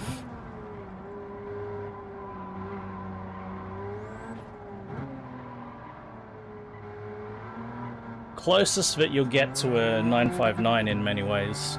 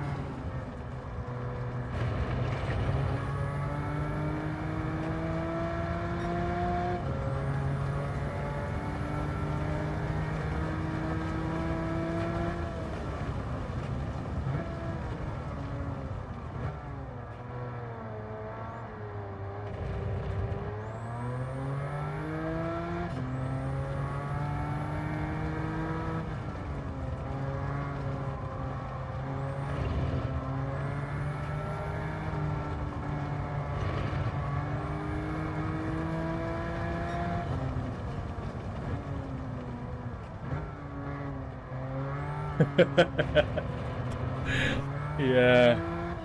Then again, I mean, I wouldn't get angry.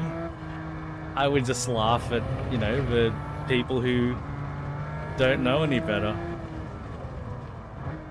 Nothing to get angry about.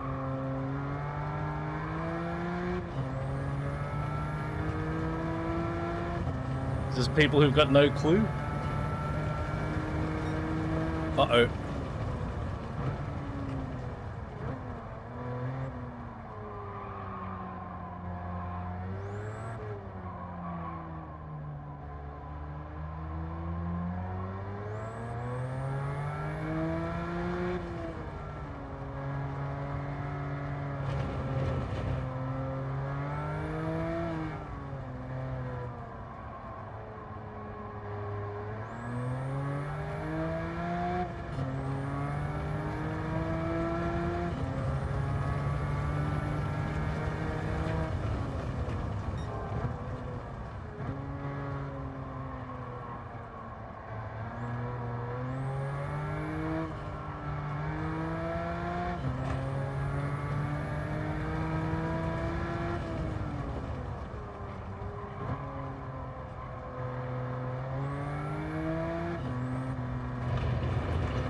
Oh man, one more lap after this. This Turbo S is just dominated.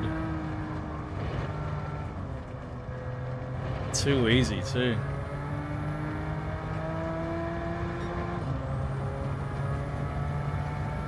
Well, second and third are not that far behind me. I don't want to mess up.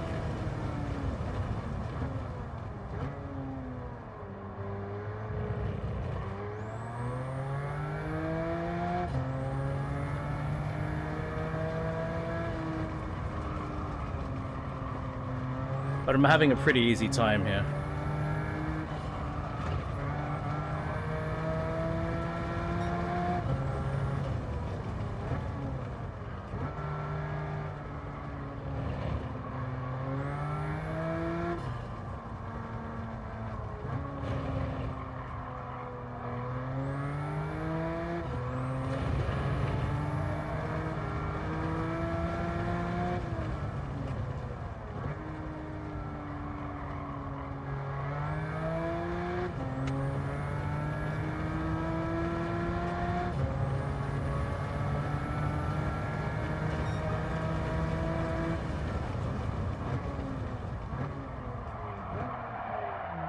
Speaking of not messing up.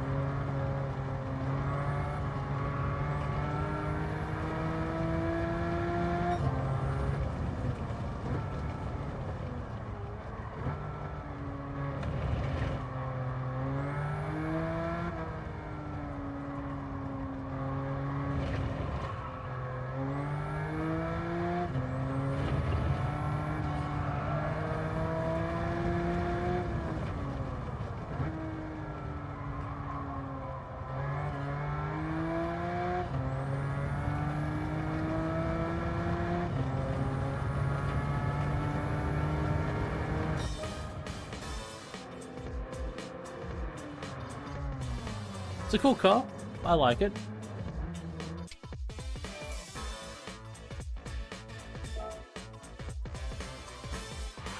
Thank you, Raven.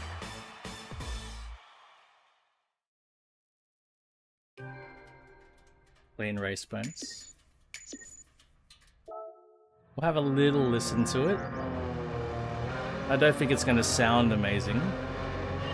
It's probably going to be drowned out by all the GT3s around.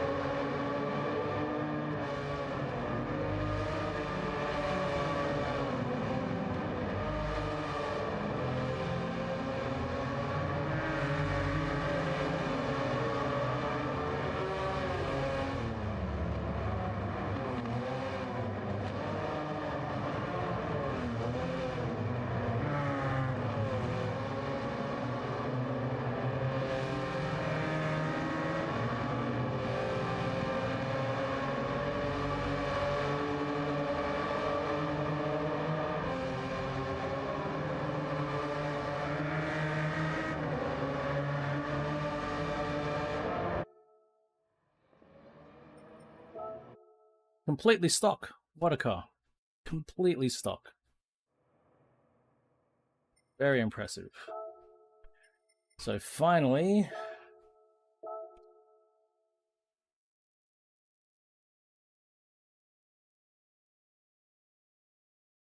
five laps of Circuit de la Sarthe.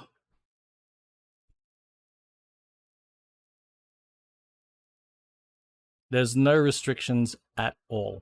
We can take whatever car we want.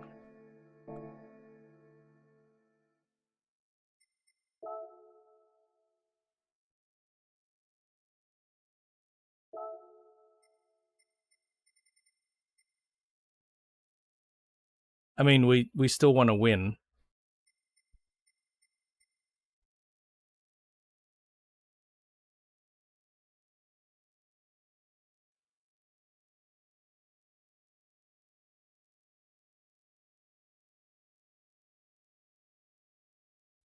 So it's definitely got to be one of these Group C's. Saber C9, XJR9, 962C, R92CP, 787B. It's so strange that the GT1 is... Oh, the GT1's a Group 2.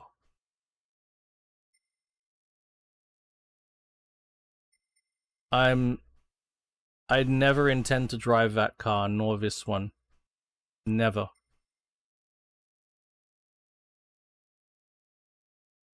Never. 787B? Okay.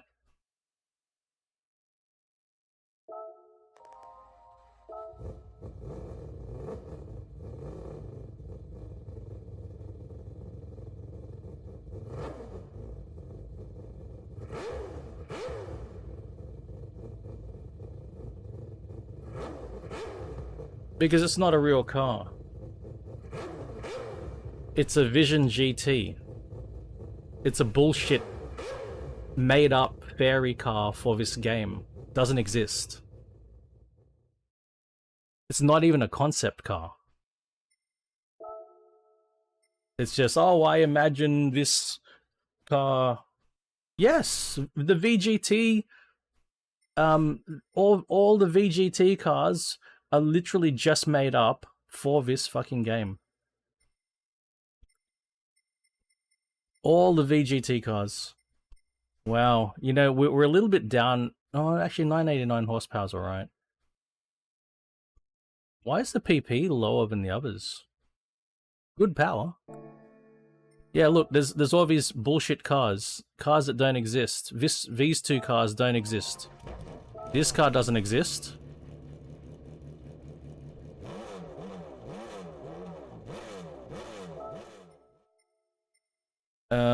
This car doesn't exist.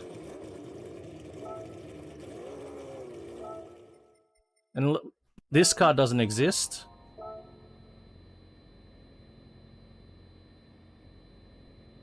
They say it's four-wheel drive, they say 640 horsepower. Oh, what's the displacement? Why can't you tell us what the displacement is?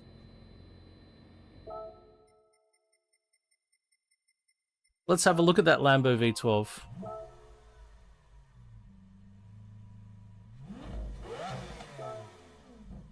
This car does not exist.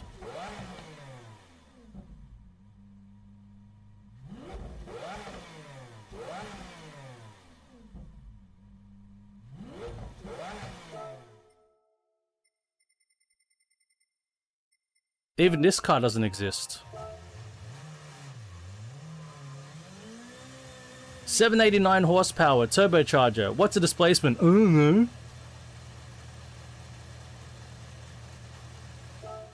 Yeah, I mean, they just use they just use the sound file from an existing V12 Lambo, right?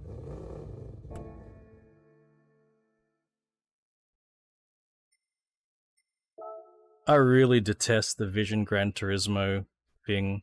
Like, it's sort like it's a cool it's cool concepts. It's nice to see, you know, car designers' imagination running wild, right? But at the same time, these aren't real cars. They've got no chance of going into production. Like, why do you make it into an actual car in the game to race against real cars? What's the point in that? You can just design a car to be as overpowered and crazy as you like.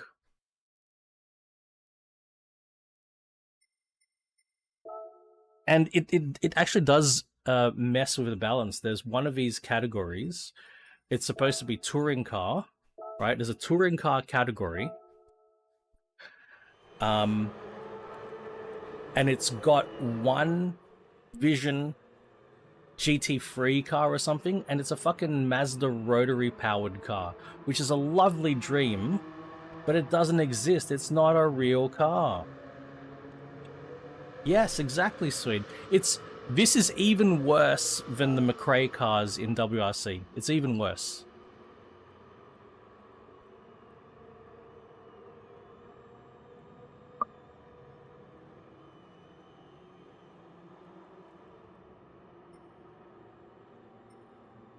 All right. Good luck.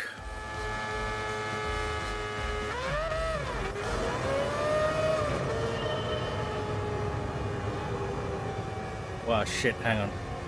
What am I doing?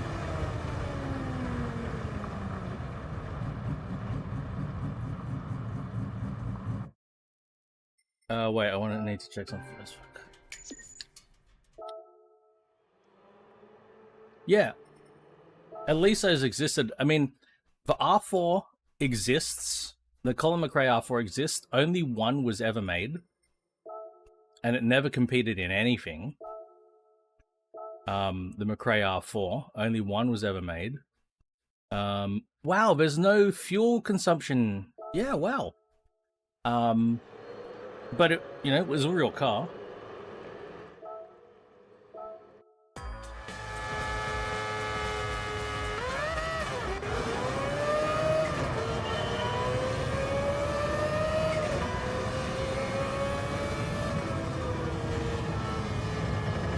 And yes, our 787B is turbocharged because it needs to be.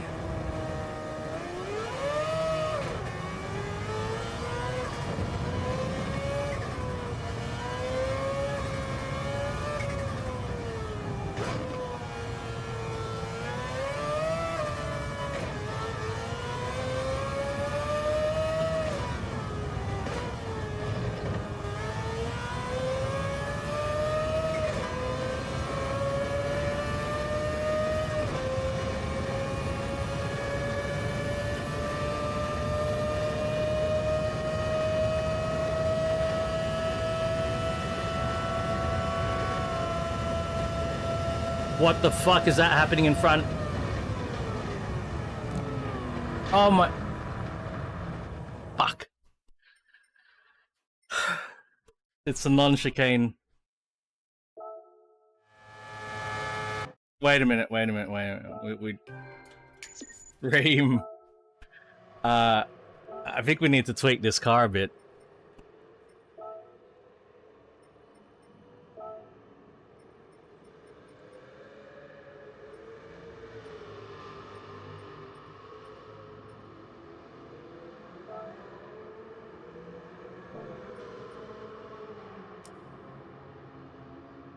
$350 kilometers an hour. Let's see. We'll try that. We'll see if that's enough.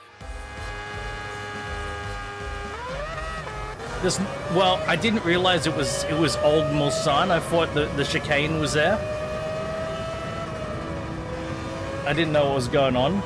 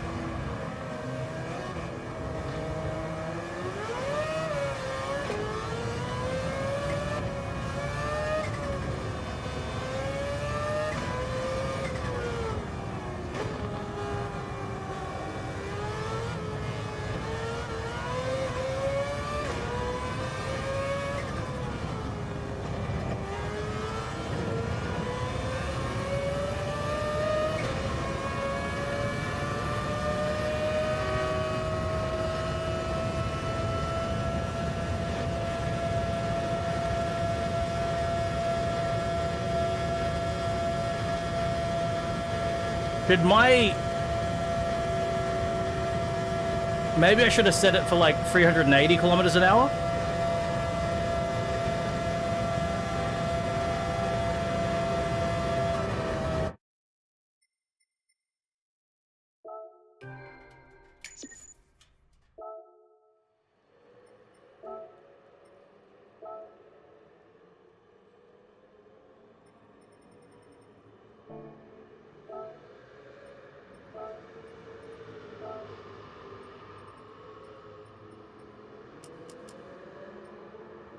Fucking, it's only got 5 years.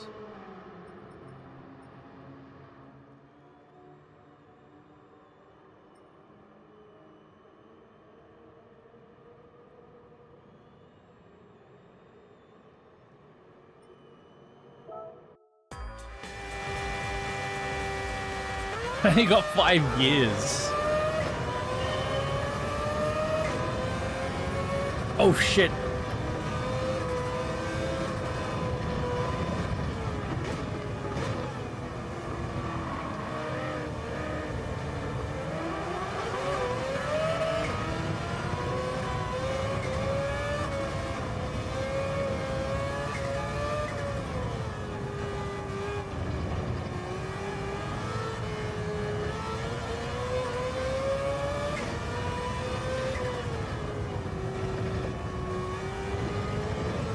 Alright, here we go again. Yeah, can you borrow me a gear? That's 5th gear already. We're in top gear.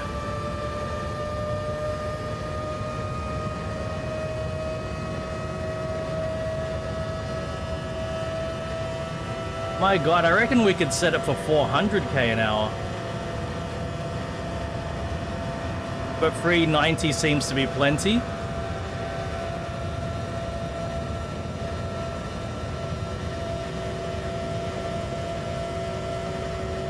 $390 seems to be plenty.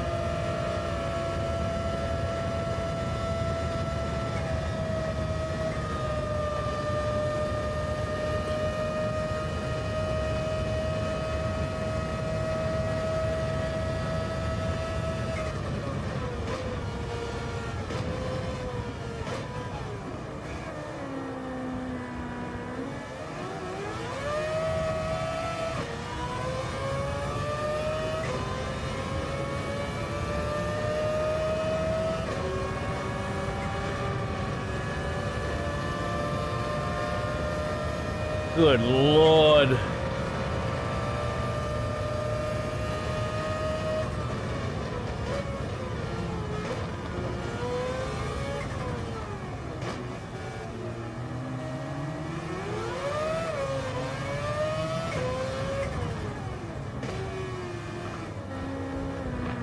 Come on, Porsche.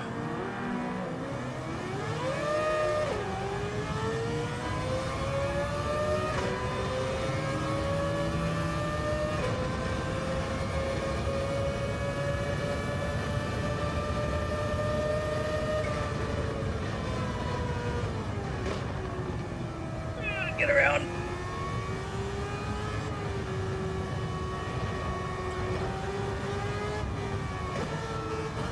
Oh, whoa, what a punt. What a punt. I can't believe I saved that.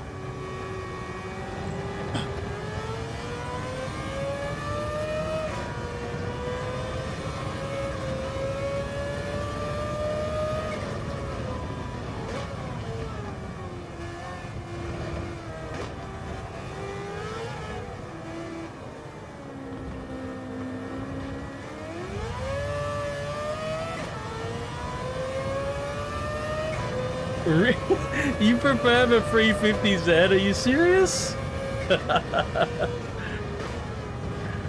I mean, fair enough if you do, but that's a rarity.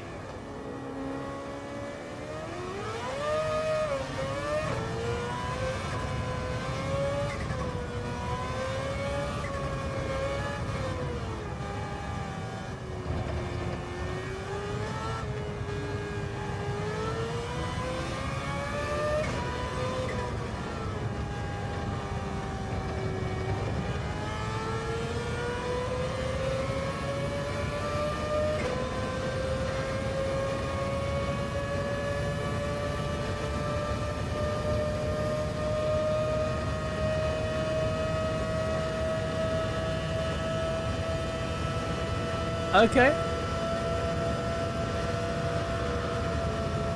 The VQ does not resonate well with most people, but I mean, if you're not most people, that's that.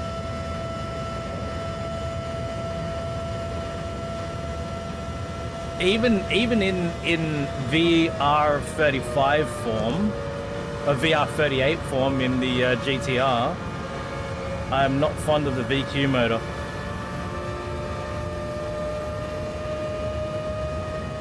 I think it's easy to make it sound bad, in fact. Thank you for the punt, sir.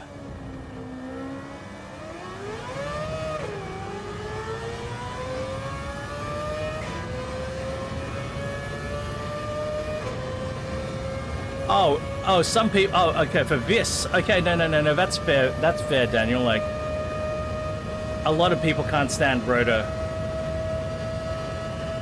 engines. That's fair. That's actually fair.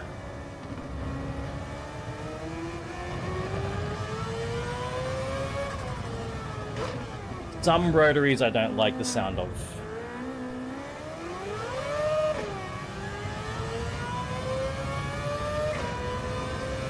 And I actually feel like a quad rotor's too smooth for me. I prefer a tri-rotor. It's smoother than the two-strokiness of a twin rotor, but it's not this smooth. Tri-rotor's the magic sweet spot for me.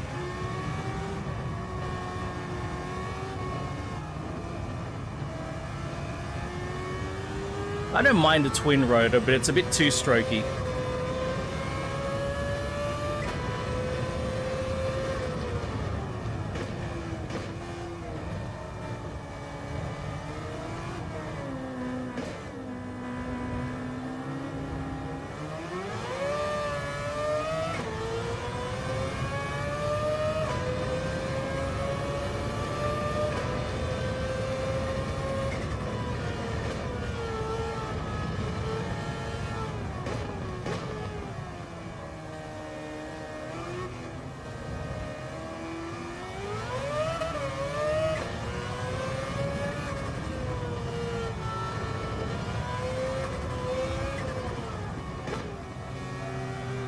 Oh, that was sneaky.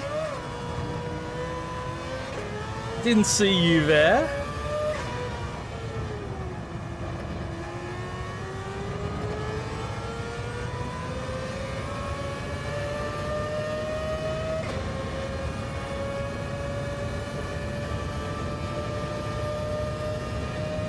Yeah, nice, Brew, but I don't know if cheap and 12A are a thing anymore, though, right? Because the common one is the 13B, so I reckon the time of the cheap 12A is gone.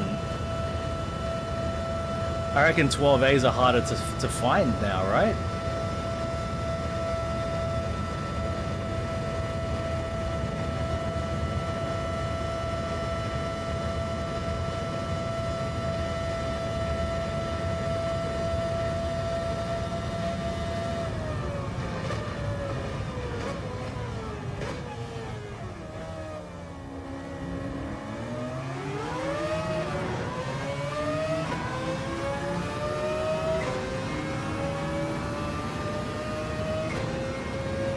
Yeah, well, there you go. If you can find a dead one, yeah.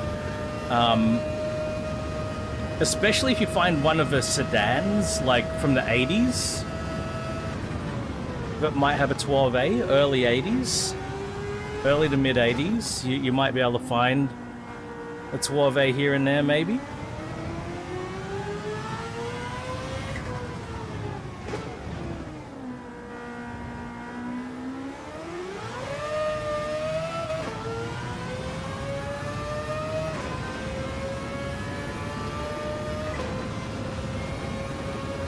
That's what I'd be looking for.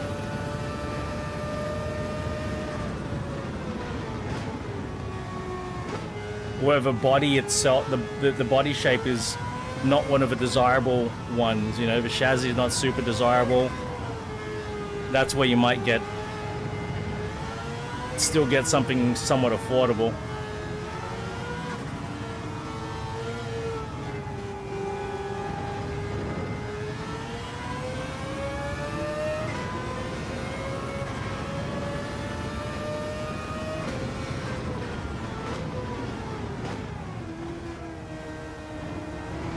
You know, there is a 13A motor, but it was used in such small quantity. Yeah, that's exactly it. Yeah, it's got a sequential.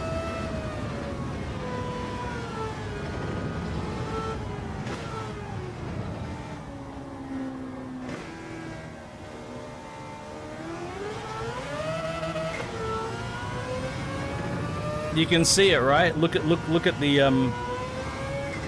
instrument cluster.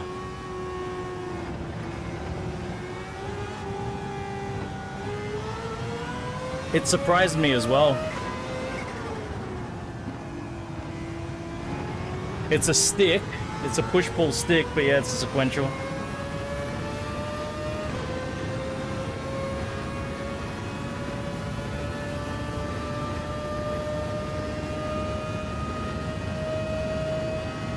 I bet you could find a different donor car, I guess, Van Brew, if you just want the engine. That might be the case. Find a donor car, find an engine.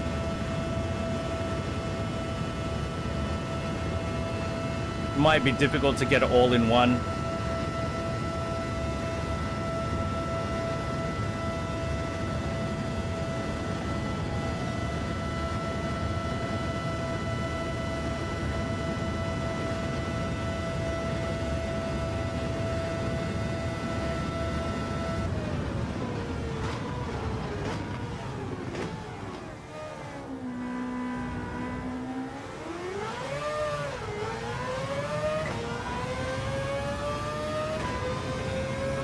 That could be a great fucking body for a 12A.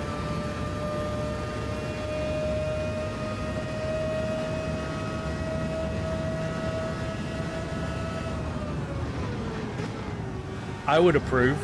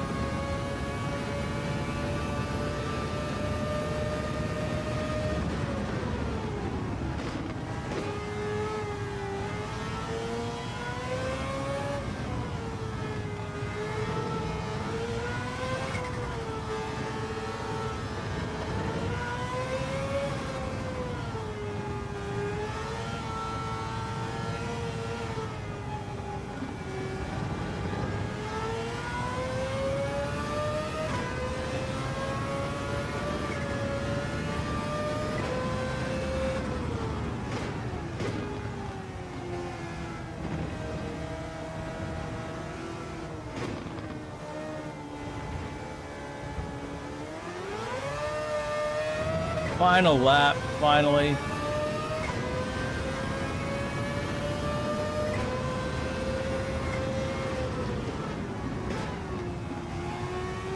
Oh, all of the Lamborghini V12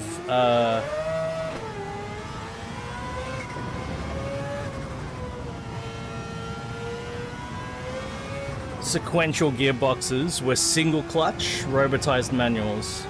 I mean, all dual clutch transmissions are robotized manuals, all of them. But they use a single clutch.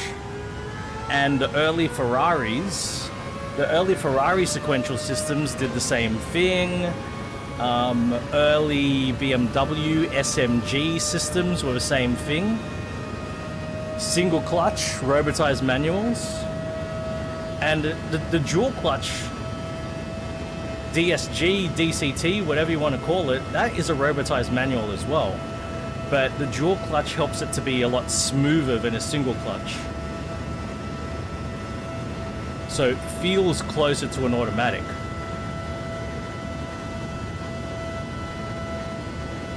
Yeah, a robotized dual clutch manual transmission feels a little bit closer to a stall converter automatic.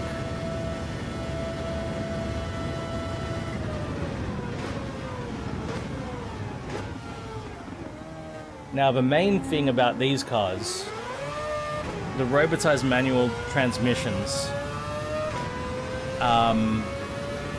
that makes them desirable to use in a performance car is they can give this a similar effect to dumping the clutch and getting a sudden kick. That's something that Lamborghini actually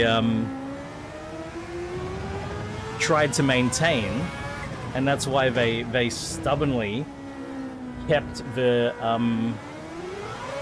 single clutch system, because of the big hit in the back when you change up a gear.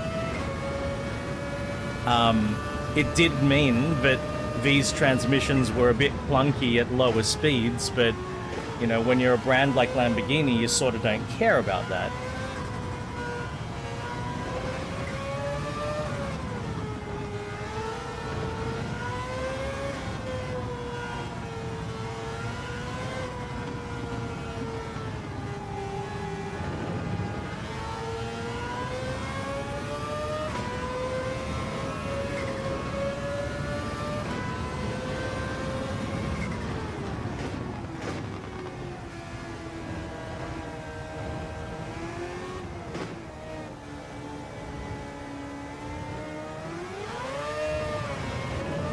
It's actually controversial. I think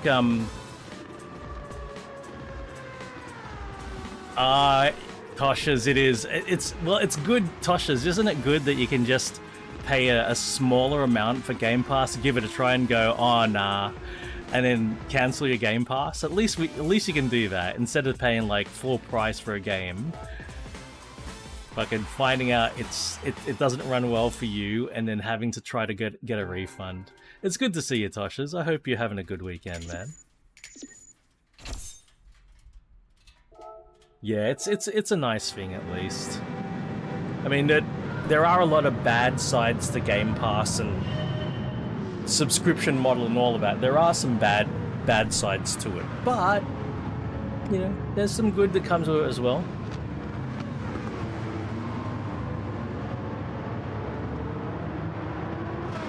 That's exactly it, Daniel. I like the career mode, yeah. They definitely took a few steps forward, a few steps back, and a few steps to the side. It's not all good news with 2024, but it is still fun. It's still good. It's refreshing. I wish it could be more good things.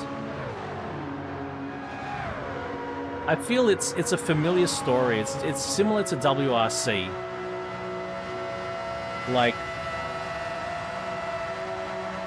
in some ways it was improved, in some ways it's actually worse now, and in some ways it's just different. Alright, that's enough. I just wanted to hear it on Mulsanne.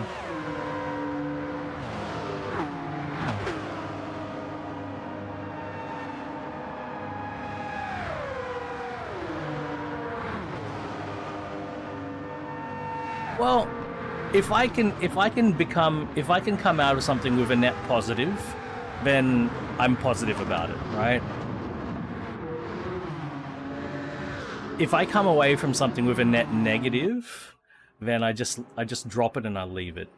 Like, I didn't play Gran Turismo 7, like I bought it. I got the whole setup for Gran Turismo 7, I bought it. I didn't play it for like 8 months, maybe a year, because I didn't like it. I just stayed away from it. I didn't touch it until they made enough significant changes that I came back to it and I liked it. And I didn't say much about it, but you know, I was pretty annoyed. I was pretty unhappy with it, but I just went, okay, well, this is not for me. And I just focused on the things that I liked. That's all. That's all I try to do. 6 million. All right, loot box number 1 coming up. What do we get? What do we get? I am gonna call an invite or shitty credits. What are we getting? What are we getting? We're getting the ECU. Nailed it. Is it even an ECU? Yes, it is. Oh, that's all right. It's for a good car at least. But I fucking called it. Oh shit! All right. So this is a general 6-star roulette ticket. So it's similar sort of things. You know, let's go, let's go.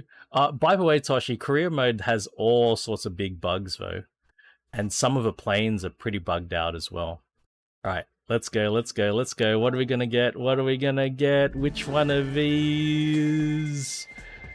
Small money, even though it's a 6-star. No? Oh, we got big money. 1 million? 500,000. Hey! Not bad, not bad. Could have been worse, guys. It is now Forza Motorsport's time. We're not doing any time trial here because the time trial, let me have a look at the time trial. The time trial's shite. It's very early days, Toshas. There are some planes that are just unflyable, completely bugged out. I don't know how, look, the Mission X, I'm not going to drive this car. Fuck that. I'm not driving the Mission X.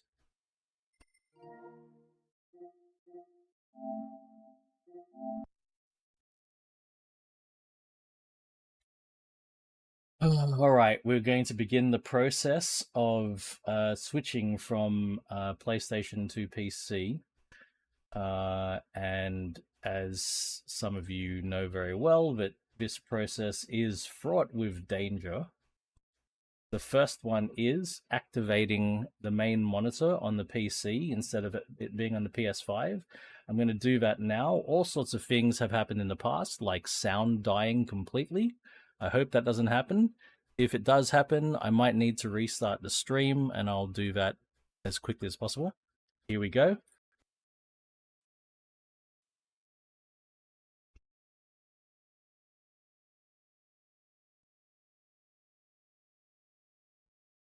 Yeah, so you know, for me, the biggest disappointing thing, Toshi, is when they used to do something really well. They had a good system, they had something good, and then they mess it up. It's like you had something great. What you had before was fucking perfect. How have you messed it up? That's really frustrating for me.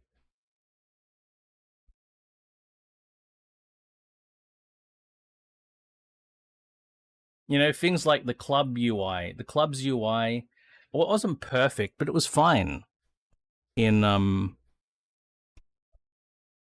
wasn't perfect, but it was pretty good, and it was workable in Dirt Rally 2, and they made it worse. Things like that. So the same sort of thing has happened in Flight Sim. Same sort of thing.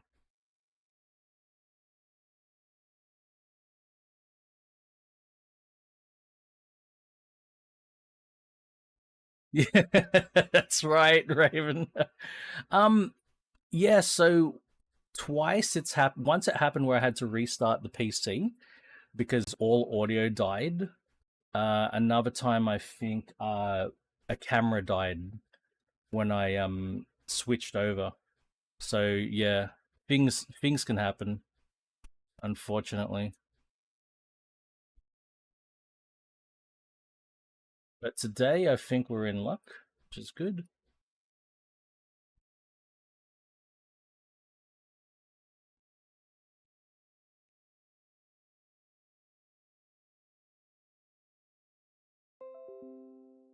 Skull and Bones, Well, one Ubisoft title, not playtest, but I did the open beta of was Ghost Recon Breakpoint, and I hated it. I was a big fan of Ghost Recon Wildlands and the very first, the original Ghost Recon. And I load up, got into the open beta of Breakpoint, and I was like, this is ridiculous. This is awful. And I didn't buy it on launch. And then after about a year or maybe even 2 years, I heard that, that they'd done all these things and there was a new mode and all of this. And I went back to it and I fucking loved it when I went back to it. Absolutely adored it. So, they did well in fixing it. But the whole thing is, like, how did they let it launch in such a bad way in the first place? Absolutely. Two things, Toshi. Engine switch is a big one, and but the reason for the engine switch is because they also got a late, they're developing Dirt Rally 3. So think about this: they're developing the game, developing Dirt Rally 3. And then they get the WRC license, and they're like, "Oh shit, okay, so we've got to make a WRC game." And they already had all of this stuff built for Dirt Rally 3, and then they had to turn that into a different game, basically. And part of that was, oh shit, we actually need to have bigger fucking locations, longer locations, and we can't do that with our existing engines. So partway through development, they fucking switched engines. Partway through development, they had to switch engines. So, because of a WRC license, they switch engines, and because they switch engines, they have all of these fucking issues.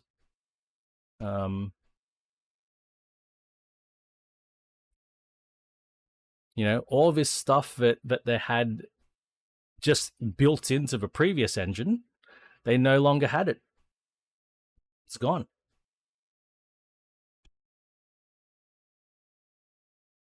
They couldn't carry over a lot of their code. As much as they were as much as they were masters.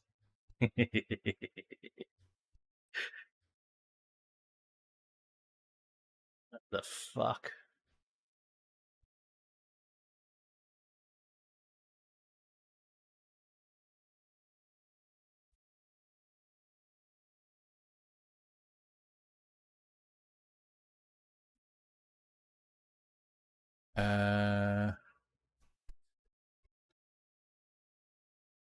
We do this. Motion platform on. Oh. Motion platform didn't turn on.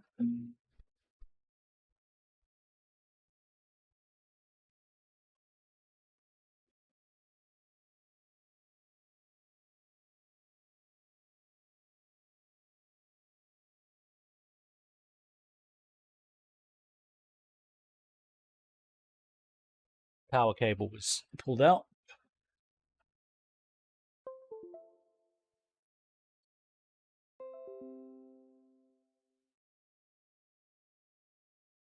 Yeah. I get that a bit too, Raven. I get recruiters calling up trying to hire me, and I'm like, and they tell me the fucking Jimmy. Howdy, Jimmy. JG, I've seen you lurk recently in Twitch. I've seen it, man. I've seen you lurking recently. Thank you, buddy. Wonderful to see you. I don't call out anyone who lurks and doesn't say anything, though. Yeah, I respect that sometimes people want to remain anonymous.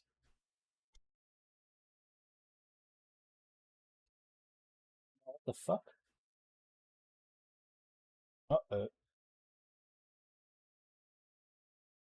My wheelbase is not turning off, guys.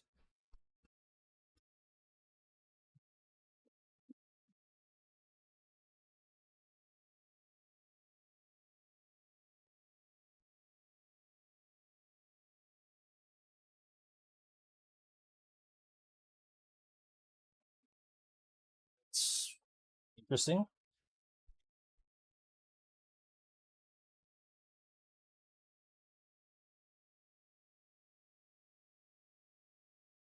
I think my wheelbase is bricked.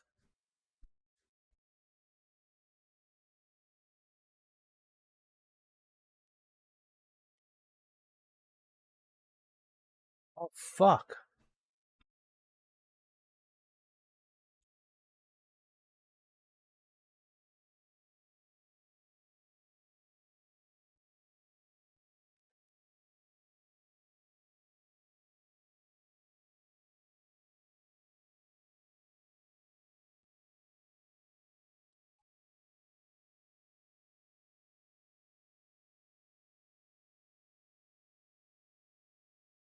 It's not turning off. It's not well. Number one, it's not turning off. Number two, when I fire it up, it doesn't do its boot up sequence. Like it's not turning off at all. I don't know if you can see the red light. I press and hold it. I just unplugged it and replugged it. I just did that.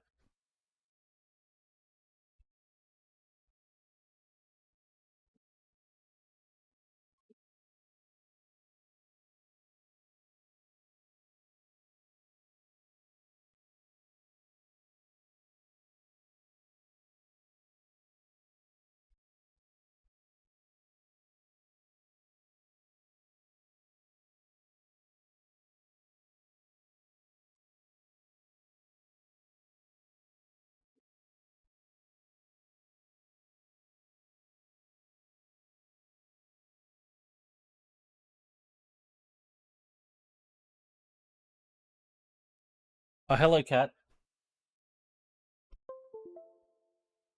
Hello, cat. I think I figured out what I did wrong. I think I just didn't plug it into the PC. Kitty, I'm testing the wheelbase, buddy. It was still plugged into the PS5.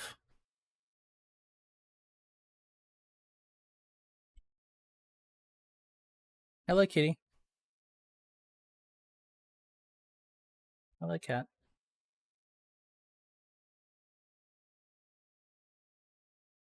Hello, sweetie. Not you, sweetify. You're a sweetie, but this is my sweetie.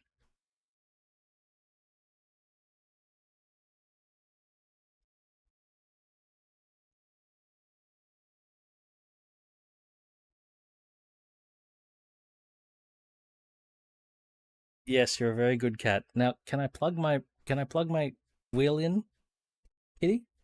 Come on. Ah, cat.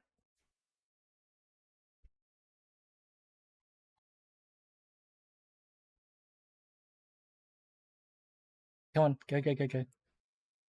Kitty. Oh, sweetheart. Come on.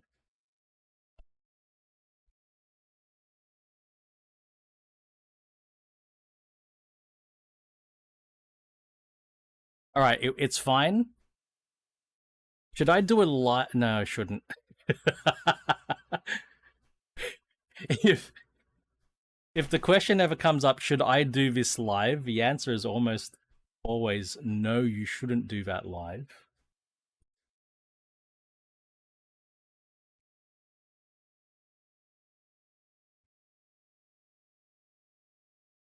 There's a driver update.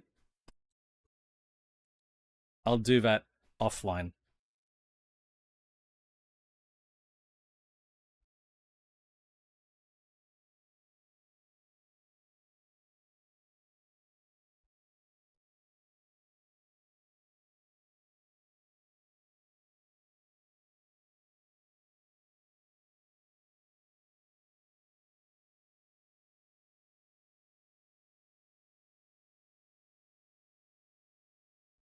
So I hear that every fucking update, Swede. I seriously, every update. Don't do the update. You break your. Every update, every fucking update, I hear it. And it's like, look, every time you update drivers and update firmware, there's a risk of bricking. So somebody's gonna brick their fucking hardware, and then they're gonna go around telling everyone, "Don't do it." Bingo. People say never. That's the last time I ever install a Windows update. I'm never updating my GPU driver again. Oh, not touching that BIOS ever again. It's like, no. No. That's like, I mean, and it's not to say that there aren't shoddy firmware updates that go out. There's not shoddy drivers that go out. It's not to say it doesn't happen, but you know,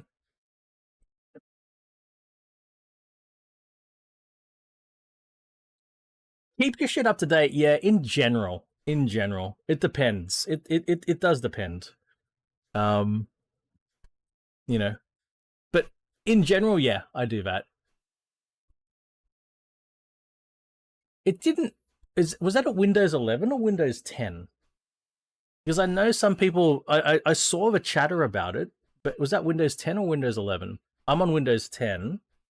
Um, I didn't have any issues. It was Windows 11, maybe.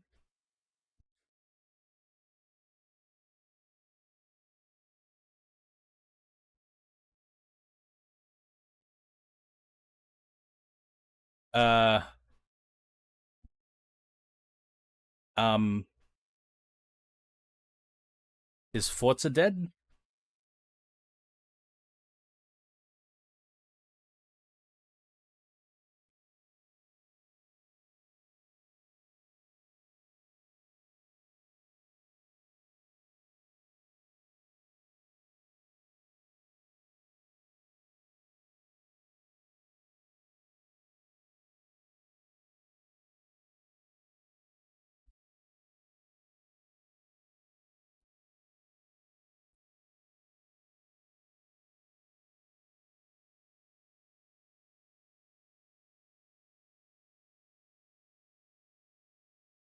It's not responding, but it seems to be pretty stuck. This reminds me of Microsoft Flight Simulator, actually.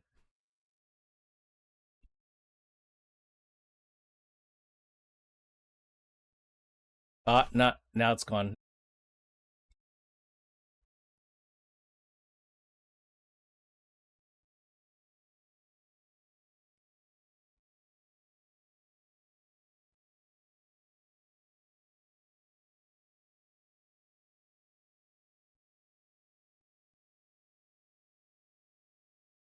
Well, let's try that again. Oh, wonderful. That's great news, Reem.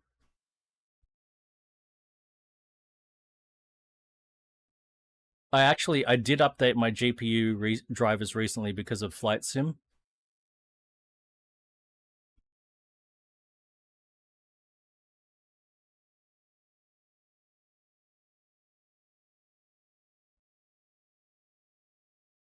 Hey, it's working. Oh no, hang on, not working yet. Probably the most recent update, Daniel. Oh, 2 weeks ago. Oh,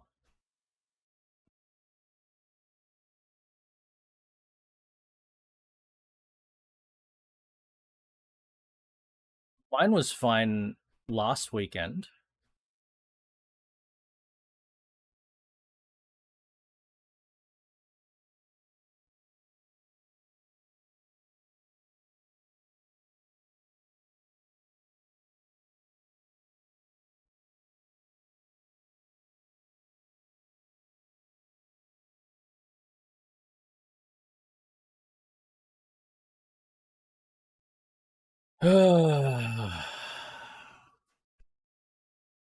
You played fine yesterday, right on.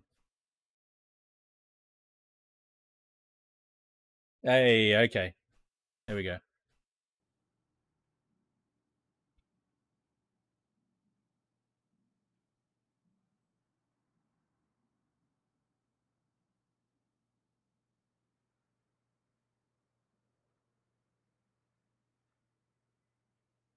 So yeah, I'm not sure how much of a NASCAR I'm really gonna do.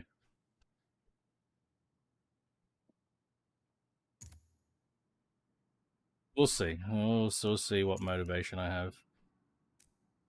How much it's The Exorcist. Cool.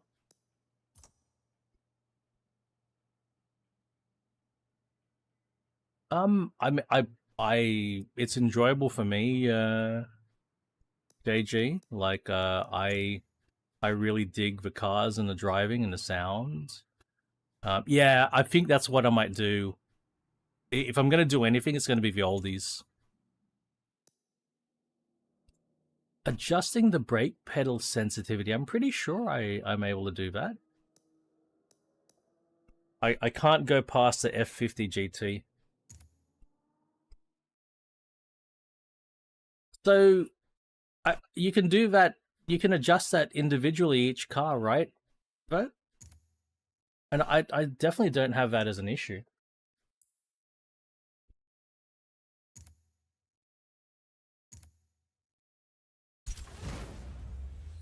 I definitely don't have as an issue myself. And I didn't even run ABS most of the time.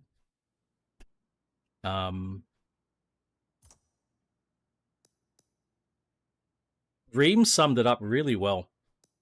The AI is awful.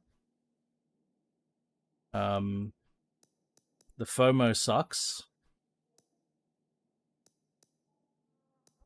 Yeah, I'll do this NASCAR race.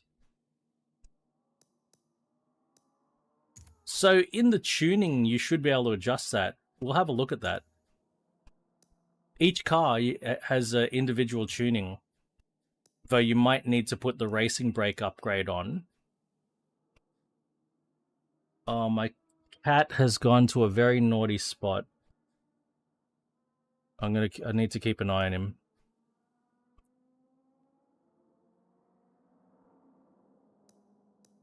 That's fair, Reem. That's very fair. What car should we drive? Is this thing supercharged? No, that's just a 5.8 liter.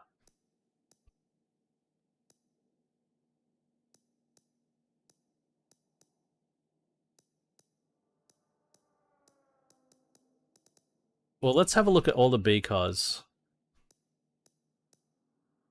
If anybody sees a car that speaks to them, that sings to them for B class, yell out. Yell out.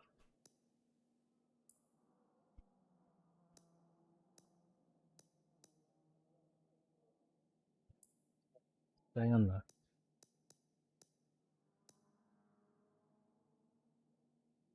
That's the spirit. Which skyline? We've got a few skylines.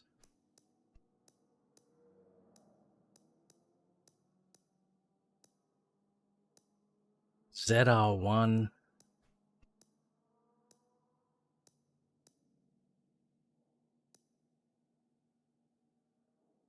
Oh, that's the M3 GTR.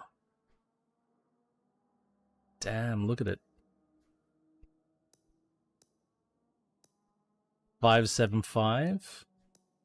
Fuck, there are a lot of juicy cars in this category. Not the Countach. Mainly because I know that the engines sound a bit too well. So not the Countach. I've overheard that engine sound. 575 is a good one. I'll take that under advisement. Unless something else sings out.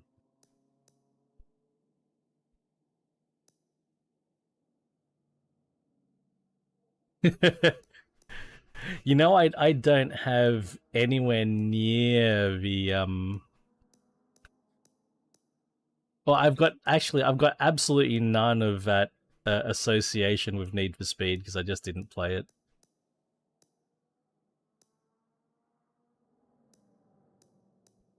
BMWs?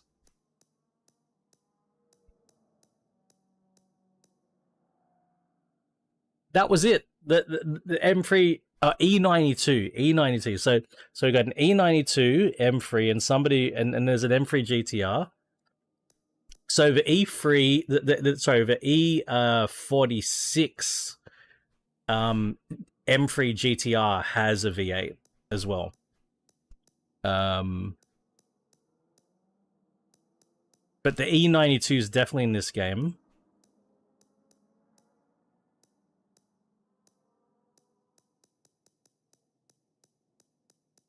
But I think it might be a class A.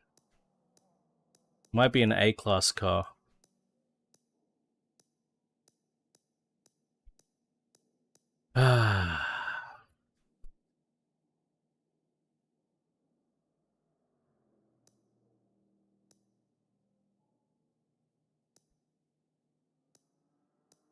No, it's here. Not the E46. E92 GTS would be A class, but the E92, just the standard M3 E92. It's 108 grand. Actually, I think I'm in this mood.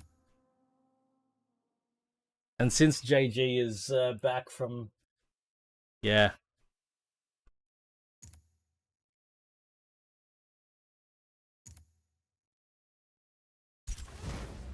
All right, we're doing it. Now, wait, I have a question here, actually.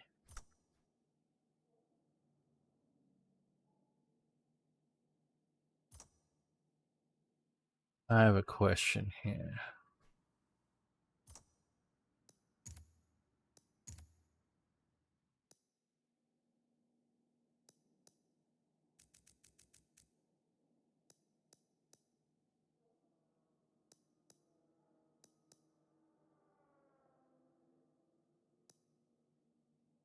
So this is my GTS.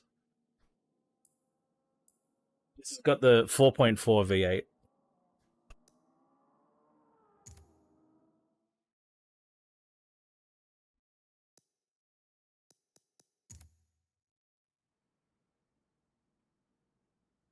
Now, I want to see, is this H pattern, or have we already got BMW SMG here?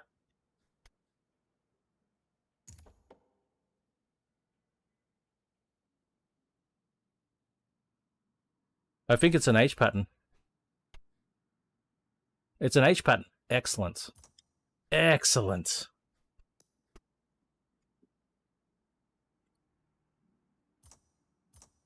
All right, let's go. Let's do it.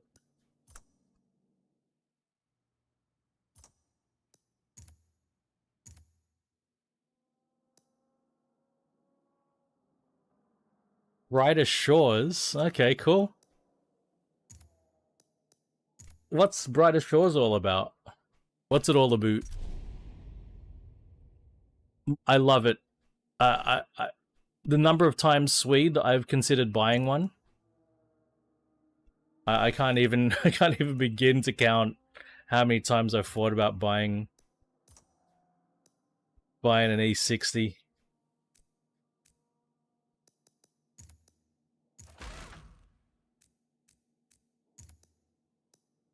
My favorite M5 by far.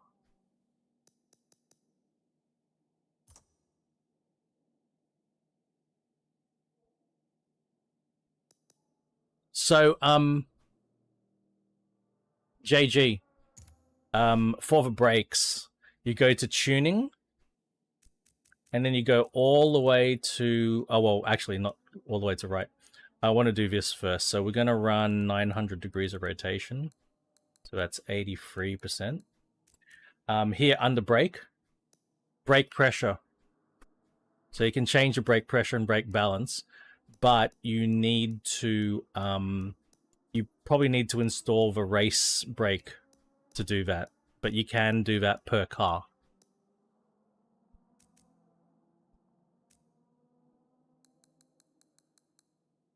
Right on, brew.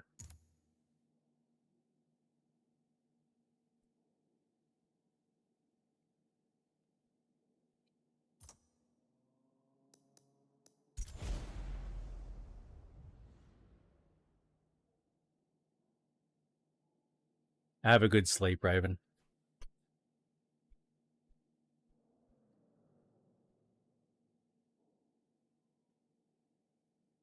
Oh, telemetry.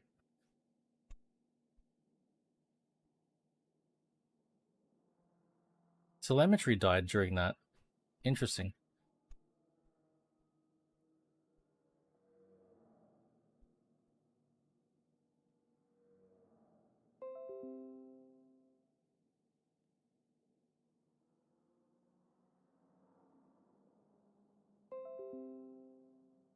Oh, and then I've got to...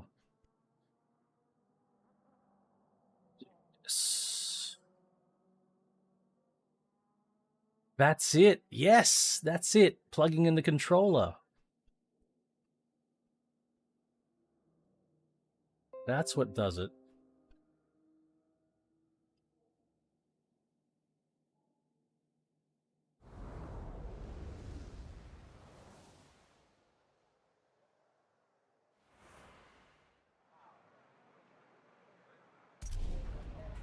All right, V8 time.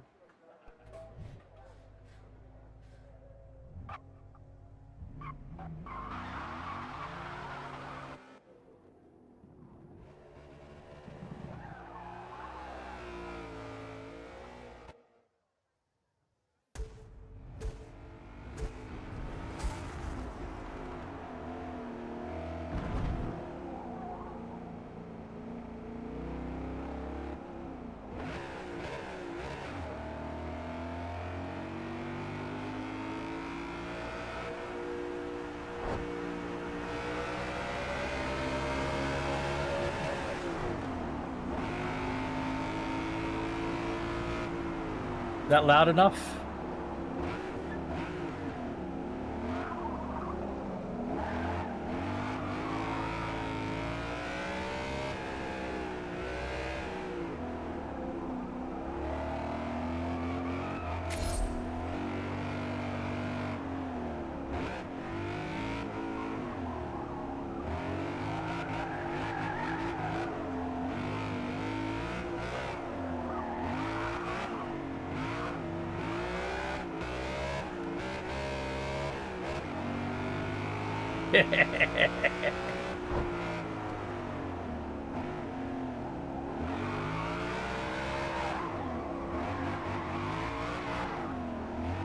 Yeah.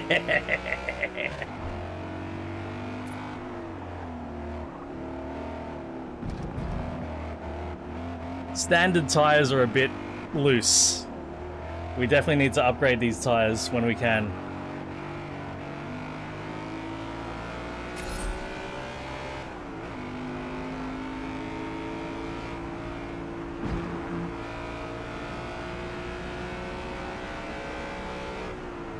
You mean the AI is worse in this or older Forza?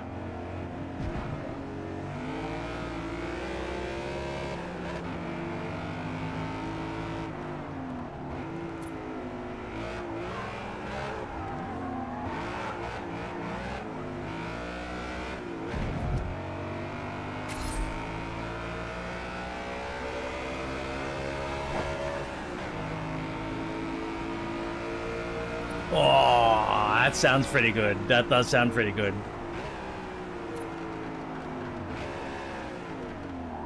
Some nice echo, crackling.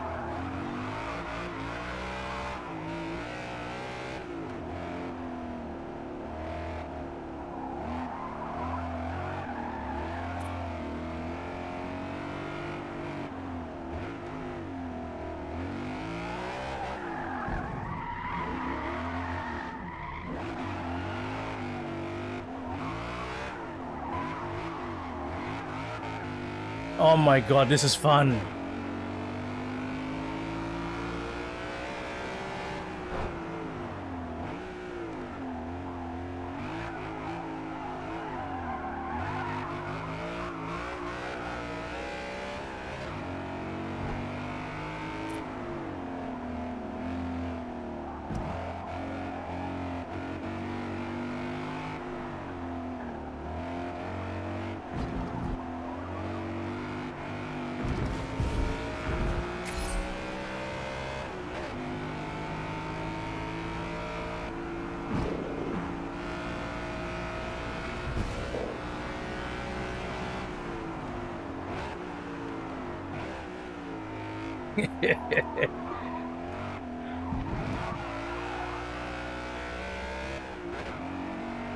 God damn, what a car.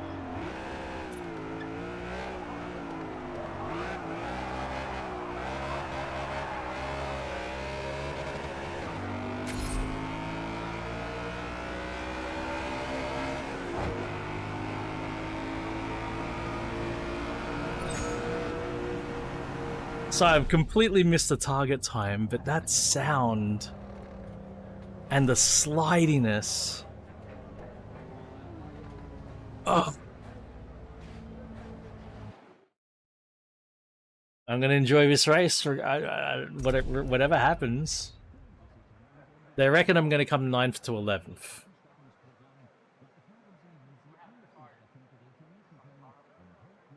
Were you seeing the wheel in when I was playing just then?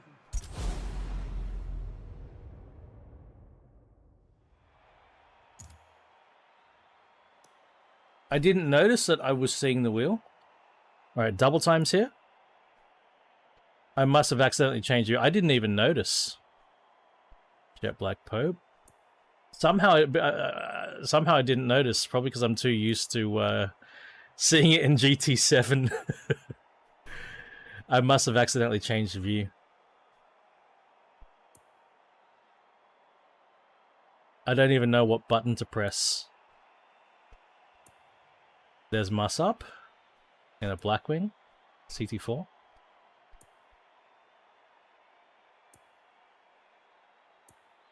Hey, there he is.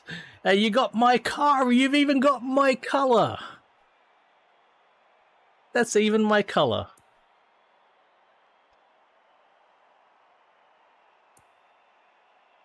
I didn't notice that I had the wheel on, man. I completely didn't notice.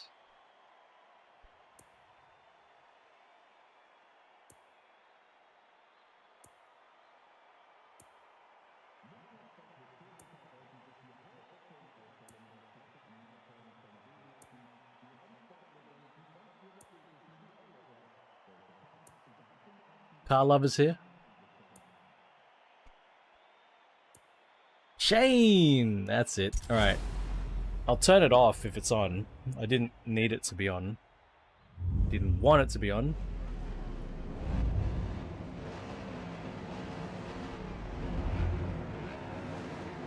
Where's the wheel?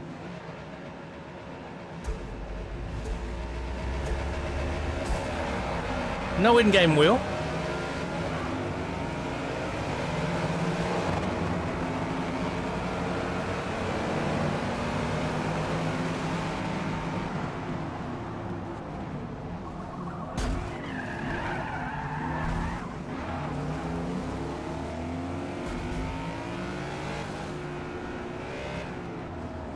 I didn't see it.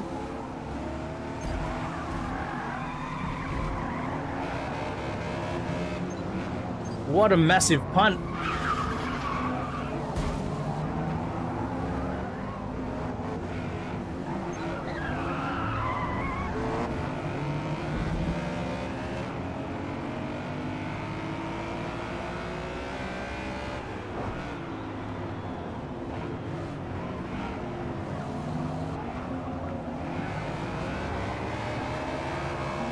I'll try to remember to go back and watch the VOD and see if it was there. Because there is a bug where... Yeah, there is a bug where it will appear during practice and disappear when you go to the race.